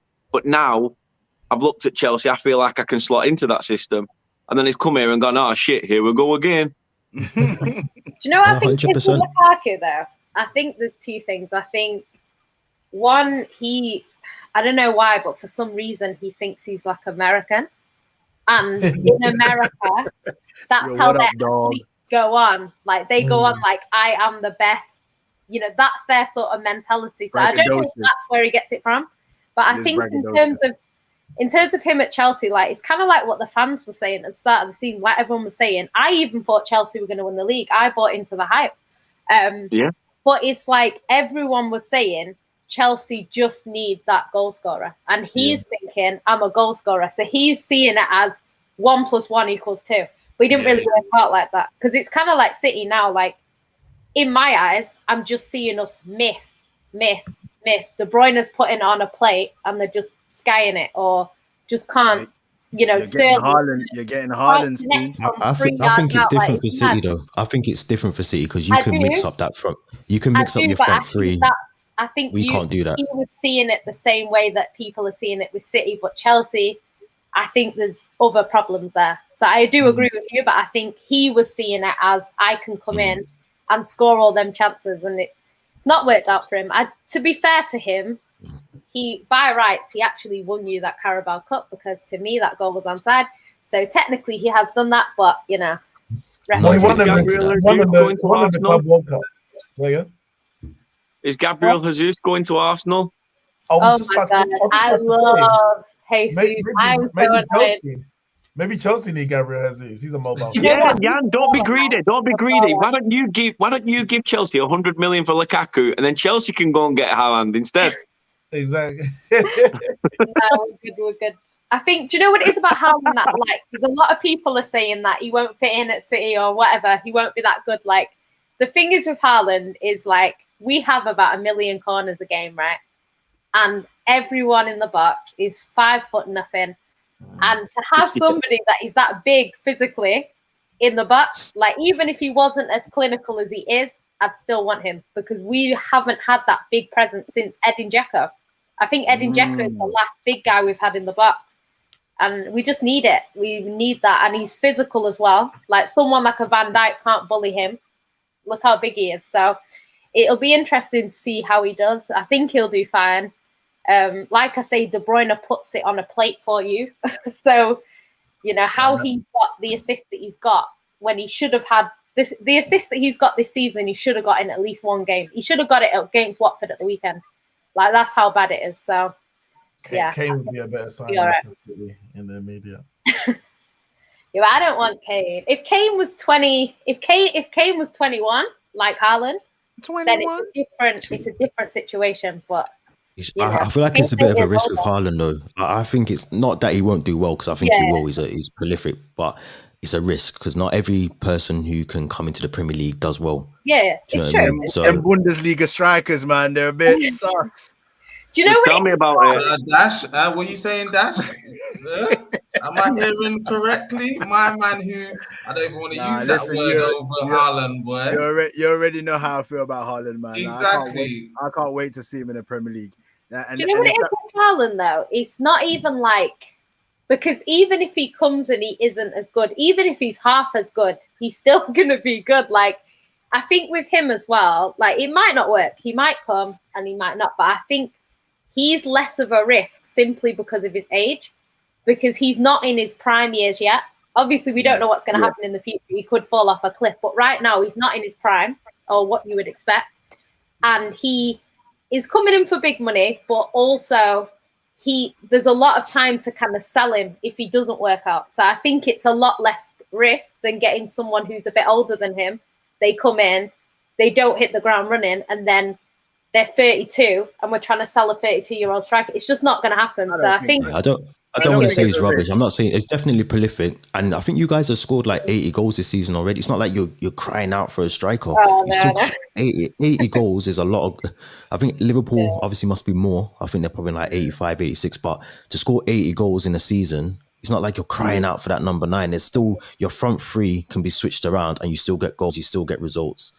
So he's going to be like for me. If you get Haaland, I expect City to go on and on for the next 4 or 5 years of just pushing for the league, winning the league. I think everybody's always mentioned it, that when it comes to City, just like there are chances where, you know, it falls to Sterling or it falls to Mahrez and it doesn't go in or whatever. You know, you need a striker. That happens with every team. I think you could say that about Arsenal, Tottenham, everyone here. It does, but at the point where Pep wants his team right now, this is what he wants. He just wants to kill teams. So it's like, if you can get a striker that is just out there killing teams, like, you know, if Kane went to City, you just know it's guaranteed, like he's going to be tucking it away, innit? Is it though? This is what I mean. Is it really guaranteed? This is what I mean. Is it guaranteed though? I think Kane would. I think Kane. Oh, Kane! If Kane's at City, Kane's overall game is perfect for City in terms of his link play, his touch, and then the fact that he goals. Whereas Haaland is just goals. Like, I'm not saying he ain't got a touch or he can't link play, but it's like, I guess City may have to slightly change what, like they say, the midfielders' roles might be, because he's going to be more of a box striker. You look at Aguero, a prolific striker, but Aguero wasn't a natural 9, like, or a normal 9, traditional 9. He was kind of a 9.5, a 10. He would drift a bit, but especially Pep wanted more from him. That's why Pep went and brought in Jesus, and it's like, look, my man's pressing, my man's running. I need that from you, Aguero. So I don't think just putting a 9 into City's lineup means they're gonna get 120 goals a season. It ain't as simple as that. But do you know what I think it offers though? I think because obviously what people say about a false 9 is if you play a false 9, it allows for them to drop back into midfield. So your midfield is always strong, you know. Which I think when De Bruyne plays false 9, I actually think De Bruyne as false 9 is the best. Like, that's when I feel most confident, simply because 1, he's one of our most clinical players, and 2, I know he will drop back when he needs to and help out the midfield. But I think in terms of like having a 9 and stuff, it's just the sort of games where, you know, when you need a plan B, whatever you're doing is not working. And we've seen it this season. There's been games where you can see, I can tell you from 20 minutes in, today is not our day. We're not winning this game. And I think like it's a little bit of stubbornness from Pep, because Pep doesn't like to make no subs or anything like that. But I think there's been times where it's like, it's just not working. Just do what you need to do in that game to win. And I feel like City will walk it in and walk it in and walk it in and walk it in. And we just do it for 90 minutes. And against Southampton, against Crystal Palace, it just didn't work. We weren't scoring, you know. So I think someone like that is clinical, if he gets 5 chances in a game, then he'll at least take 1. That's what we need, because Sterling will have 5 chances in a game and not take 5. So there's a comment from One Touch TV, guys, the same impact Van Nistelrooy had that I see him having at Haaland at City. Listen, Van Nistelrooy was a clinical striker, 95 in 150, but we won 1 Premier League in the 5 years he was there. And I'm not putting that on Van Nistelrooy, but he left and we won 3 in a row with Rooney, Ronaldo, and Tevez. Now, none of them were as clinical or as prolific as Ronaldo as a striker, but the 3 of them complement each other in a certain way that allow the goals to kind of be spread around the team. So again, I'm not saying Haaland ain't going to score goals,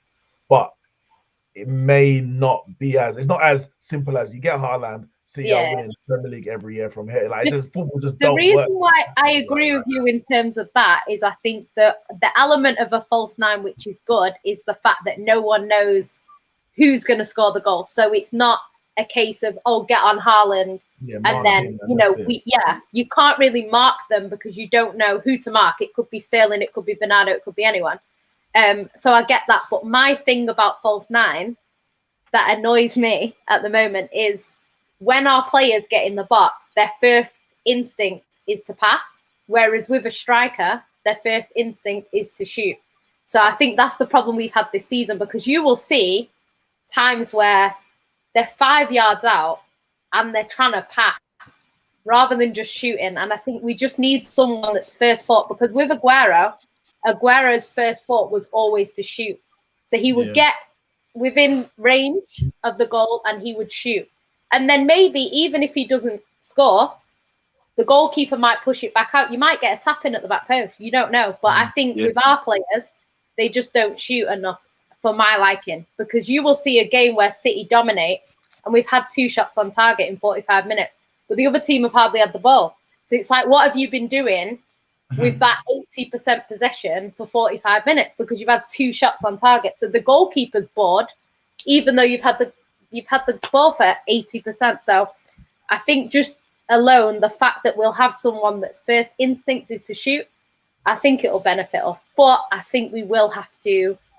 I hope we don't do the typical everyone looks for Haaland. I hope people think, you know what? Well, I think if he Haaland comes in, got that's 2 players on him, what would happen. Yeah. Well, I'm hoping they I don't. mean, and that might not. That I just don't think. I'm not saying he won't score 20 plus or whatever. I just think to bring someone in for the money that you're going to bring him in for, you better do the job. Because if he doesn't do the job, he'll need to. We're going to be talking about him like Lukaku. I think someone like Pep won't even care.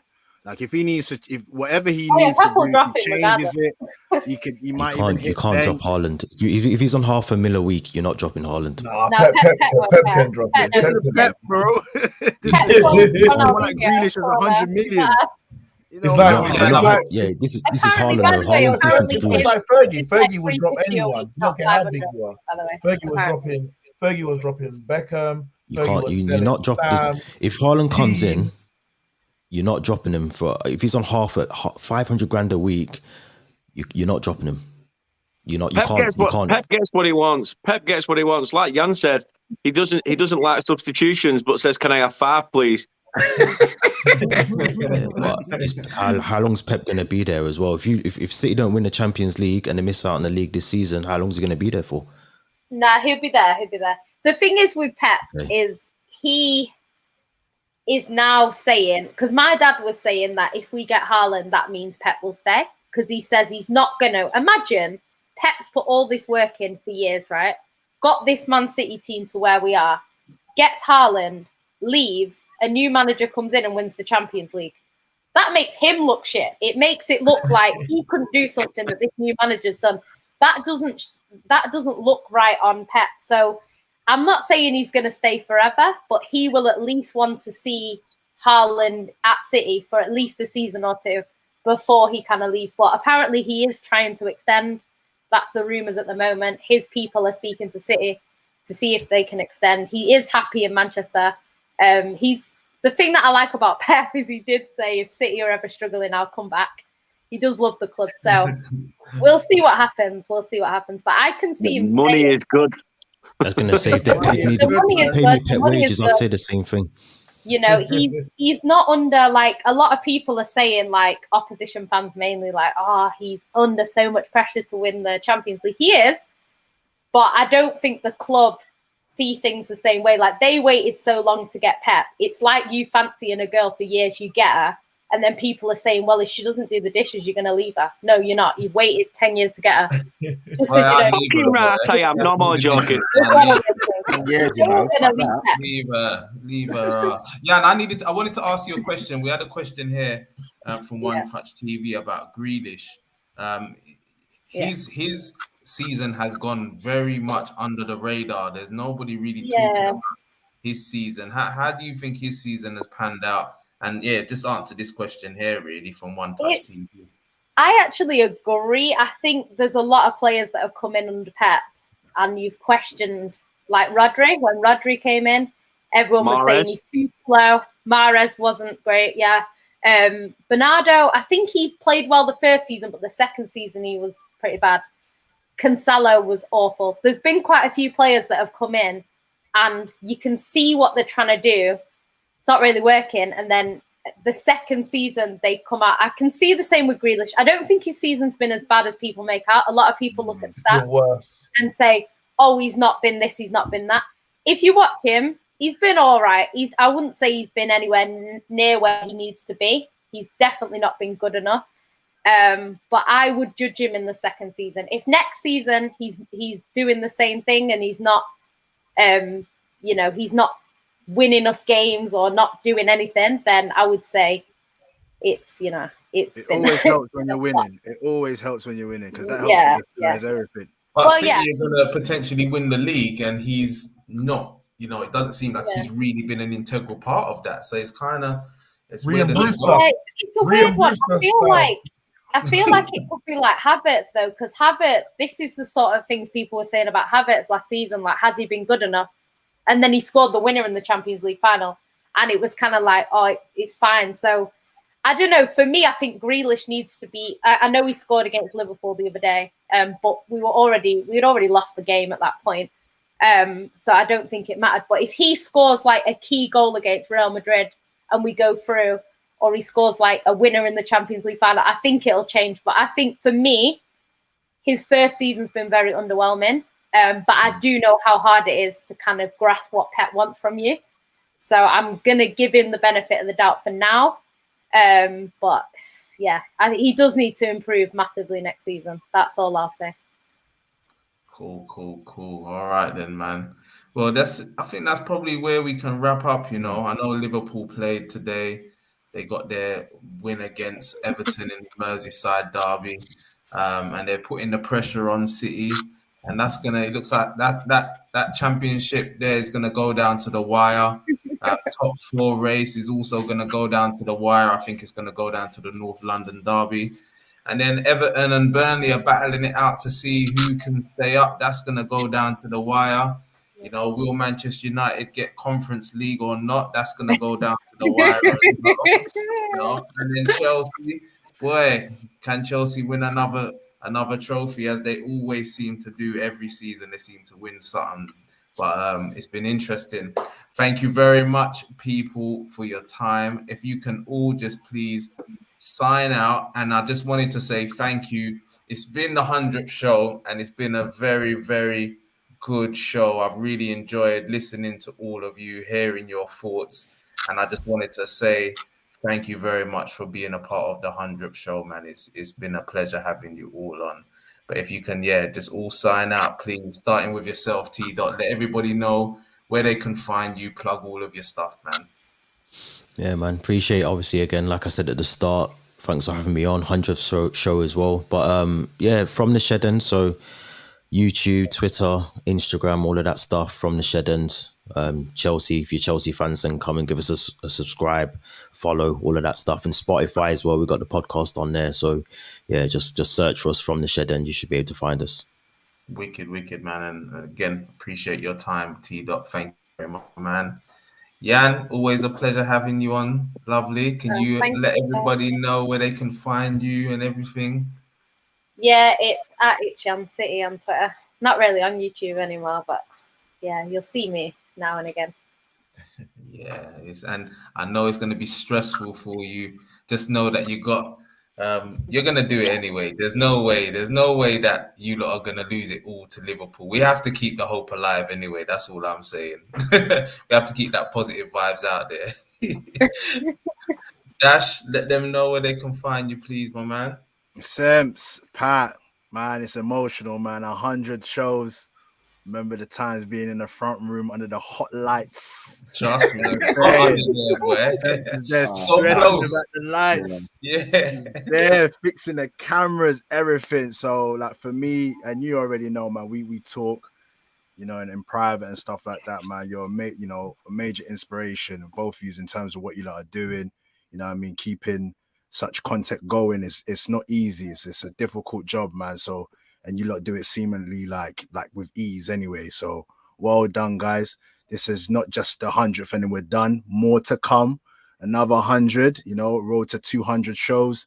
So yeah, man, thank you very much, obviously, for having me on again.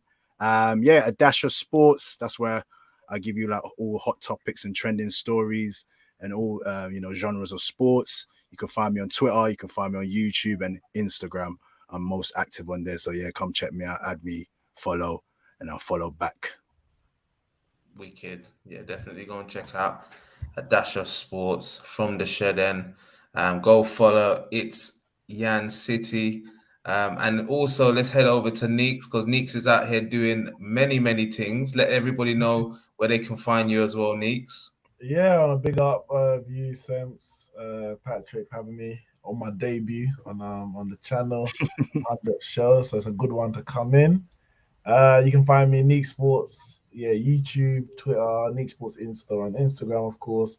And we got a podcast which you can get on your normal audio platform, Spotify, etc. So yeah, and I'm about a football terrorist. I'm a regular.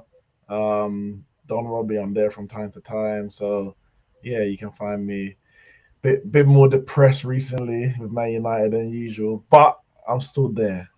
And I'm Neek Sports, so it ain't just football. We do other sports as well: Formula One, cricket. Mercedes and Lewis Hamilton are struggling right now, so you ain't gonna get no joy from me there. West Indies always struggling, so you ain't gonna get no joy from me there. So guys, subscribe, and better days are around the corner. That's all I can say. Better days are around the corner. Stick with me. Neeks, I need to hear you offline. I need to hear your views on what's going on about Lewis Hamilton and Mercedes, because that's all a madness right now. But no, thank you very much for jumping on. As you say, you're out there, you're doing your thing. And next season, hopefully we're around. You can bring you back on when Ten Hag is in charge and we're doing bits. And, and the energy can be different in the room. You know what I mean? The best bald manager in the league. Yes. Ooh, Jan, what are you saying? I didn't know Pep was leaving. That's news to me. That's all I'm saying. Well, there's a new tadpole in town, now. Tadpole in town. Dan, can you let everybody know where they can find you as well, please, my man? Yeah, no problem. Thanks again for having me on. Second time on as well. You two have been absolute legends. You and Pat have got a cracking thing going here, so you deserve all the credit in the world. So keep doing what you're doing, because you're just smashing it. Guys, you can find me at Turf Morehouse. Currently doing Premier League stuff. Fingers crossed it's still doing Premier League stuff next season. Don't think I can be arsed with this midweek Saturday shit in the Championship. I don't need that stuff. So hopefully, bring some Premier League content next season as well. Wicked. I'll be real. Until I met you, Dan, I wanted Burnley gone. Hated them. I was going to say it as well. I didn't want to say it earlier, but Dan, obviously this is only your second time on it, but Semps and I, we've been saying it all season, we want Burnley relegated because we just hated the football. We hated what we were seeing. But to be fair to you, you're a good guy. And since Dyche has gone, even though you didn't want him sacked, the football has been better. So fair play to you lot, man. If you're going to play that type of football, we don't mind. But we don't want to see the same boring old high rocket football. Do you know what I mean? 4 years. So what you're saying is, if we turn up with that 90s vibe, knocking it about just left, right, centre over people's heads, then piss off. You're not wanted. But now it's like, now you're fizzing it about and playing some ball. Yeah, that's what we want to see, man. That's what we want to see. And another reason why I want you to stay up is because I predicted on a one-away shout that Everton will get relegated, and everyone laughed at me like, "What sort of a shout was that?" And I was like, "Boy, I can see into the future." So I didn't put no money on it though. I remember betting a man that Everton wouldn't finish top 4. I'm not going to mention his name. Hey, did you get your peas? Huh? I didn't get get your my peas. peas. No, I didn't get my peas. So, it's Everton. Me and Everton ain't got a good relationship. So they need to just go down. Burnley to stay up now, and Dan to be back on here doing more Premier League chatting next season. That's what we're going for, people. That's what we're going for. Anyway, man, Pat, it's over to you now. Let everybody know where they can find you. Say that again. Have we done T-Dot? Yeah, he was first, bro. Oh, okay, sorry, man. It's been a long show. Stay with it, Pat, man. Stay with it. Sorry, man. I was like, wow, we ain't done T-Dot, but yeah, it's been a long show.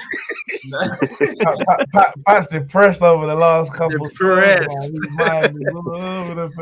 Switched at me for the Kane comment, everything. The energy's dissipating, man. The energy comes in with that one shot on target. Chef Patrick, you said you were cooking. You said you were cooking. We Where is still are. the food? We still Man is are. hungry. We Man still is are. hungry. Where is the food? The power's cut out, but it's getting put on tomorrow. So yeah, we'll be back in the kitchen. That EDF energy bill's too high, man. Yeah, 54% price trust rise. me. Boris, Yeah, you're killing yeah. it. No, my bad. But I'm glad we done T-Dot. I was like, wow, I thought we missed him. So apologies there. But yeah, man, you know what? The last time I checked, I mean, it's amazing that we've got to episode 100. I said it on one of my tweets. To think where we started, it was Semps's idea, Semps's brainchild. He asked the question, who wants to jump on? Jason and I were the first guys that said, yeah, cool, we'll do it. We used to go around to Semps's house every Sunday night. So imagine doing this now. Streaming is hard enough, as you guys know. But to physically drive down to someone's house, Semps letting us in, setting up all the banners, the lights, it was mad. And then so we did that. It took off. People liked it, so we continued it. When COVID hit, it was actually a blessing in disguise for us because it meant we didn't have to leave the house. And didn't have to do the traveling, which was yeah, long. exactly. Yeah, so it was good in that sense. And then now everyone's doing the StreamYard thing, so it's convenient. We can get Dan in from Burnley. Obviously, if Jan's in like Manchester or wherever people are, they can jump on. We've had people stream from all over the world, so it's been brilliant in that sense. And obviously now we are where we are right now. I checked the YouTube. We're 2 subscribers away from 800 subs. So please, people, when you're watching this or if you see this, share the link with your friends and family. Get us to 800, and then obviously we can push on from there. So we're just chipping away at milestones bit by bit. So I'm loving that as well. And yeah, I just want to thank everyone for always being receptive when I ask people to come on. People just want to jump on now. It's brilliant. Don't really have to force it anymore. Obviously, when you first start out, as you guys know, because you're all content creators, it can always be a bit of a struggle to get people on. So I'm just loving the fact that we have people that always are willing to jump on, spend their time, and obviously grace us with their presence.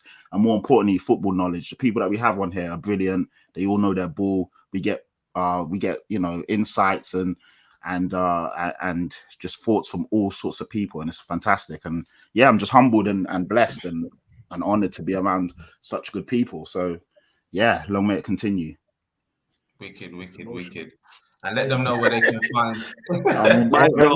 Everyone can know. But yeah, my @ is there. So it's @ Patrick Tyrant, and that's on Twitter mainly. It's also the same on Insta. I'm always obviously on Views TV official. This is our platform every Sunday at 8:30. I'm on the Football Terrace more often than not as well, which is brilliant. Neeks is our mainstay there, and Jan's been on there quite a few times. I did the watch along with Jan when we beat them. That was brilliant. So yeah, I love that, Jan. You know what? Yeah, I've done 2 watch-alongs in my life, like live watch-alongs. Yeah, the first one was the Champions League final, and the second was that. So I ain't never ever doing one again. I don't care. You know what? I'm one for watch-alongs because I always said to Semps that I'm not a massive fan of it. Like to be caught on like slipping when your team's like live in the moment, and then obviously Semps like, right, you're doing a watch-along, and so far I'm 1 for 1, so I might not do another one. Might just leave it there, man. Jan, just think there though. Pat's come in there and had to mention about that watch along because that was pretty much probably Spurs' last win if he had to look back. I mean, the week after they turned up at Turf Moor and we rolled them over, so you know what I mean. Oh right, no, that's hella cheeky, but no, I love it. No, man, wicked. And you know what? I just want to before we wrap up, just say thanks, Pat, because yes, I started this. You know, hollered at you and Jay, and it was a lot of work. It's been a lot of work. There's been where my priorities have changed in life. I've kind of not wanted to even continue, and you've kind of taken the baton on and have really run with it over the last few months and have kept the channel going, to be honest. So I have to give you your props and thank you because we got to the 100th show because of you, if I'm honest with you, because if it wasn't for you, I would have bowed out a little while ago and we won't be doing it no more. Do you know what I mean? So well done for keeping it going, keep pushing. And I know you love this space. You love all of the acts and all of that. You love it really, you know what I mean? So, long may it continue. And maybe in the time that you're doing it all, Tottenham can actually win a trophy and give you something to shout out. That will be good. I'm hoping that for you, Pat, because at least before the 500th show. At least before the 500th show. He's done views are solid, man. He deserves it, man. He deserves it. One. Yeah. But yeah, man. I always wanted the platform where we chat football properly. No, we're not really into the jokes and acting silly and all of that for views. This is a platform where we have proper footballing conversation. And that's what this has been today. You know, this is everyone's a pundit people. And these were my pundits, man, who were brilliant for the 100th show. Until next week, I hope everybody has a brilliant week. And thanks you all for joining, man. Bless up. Later.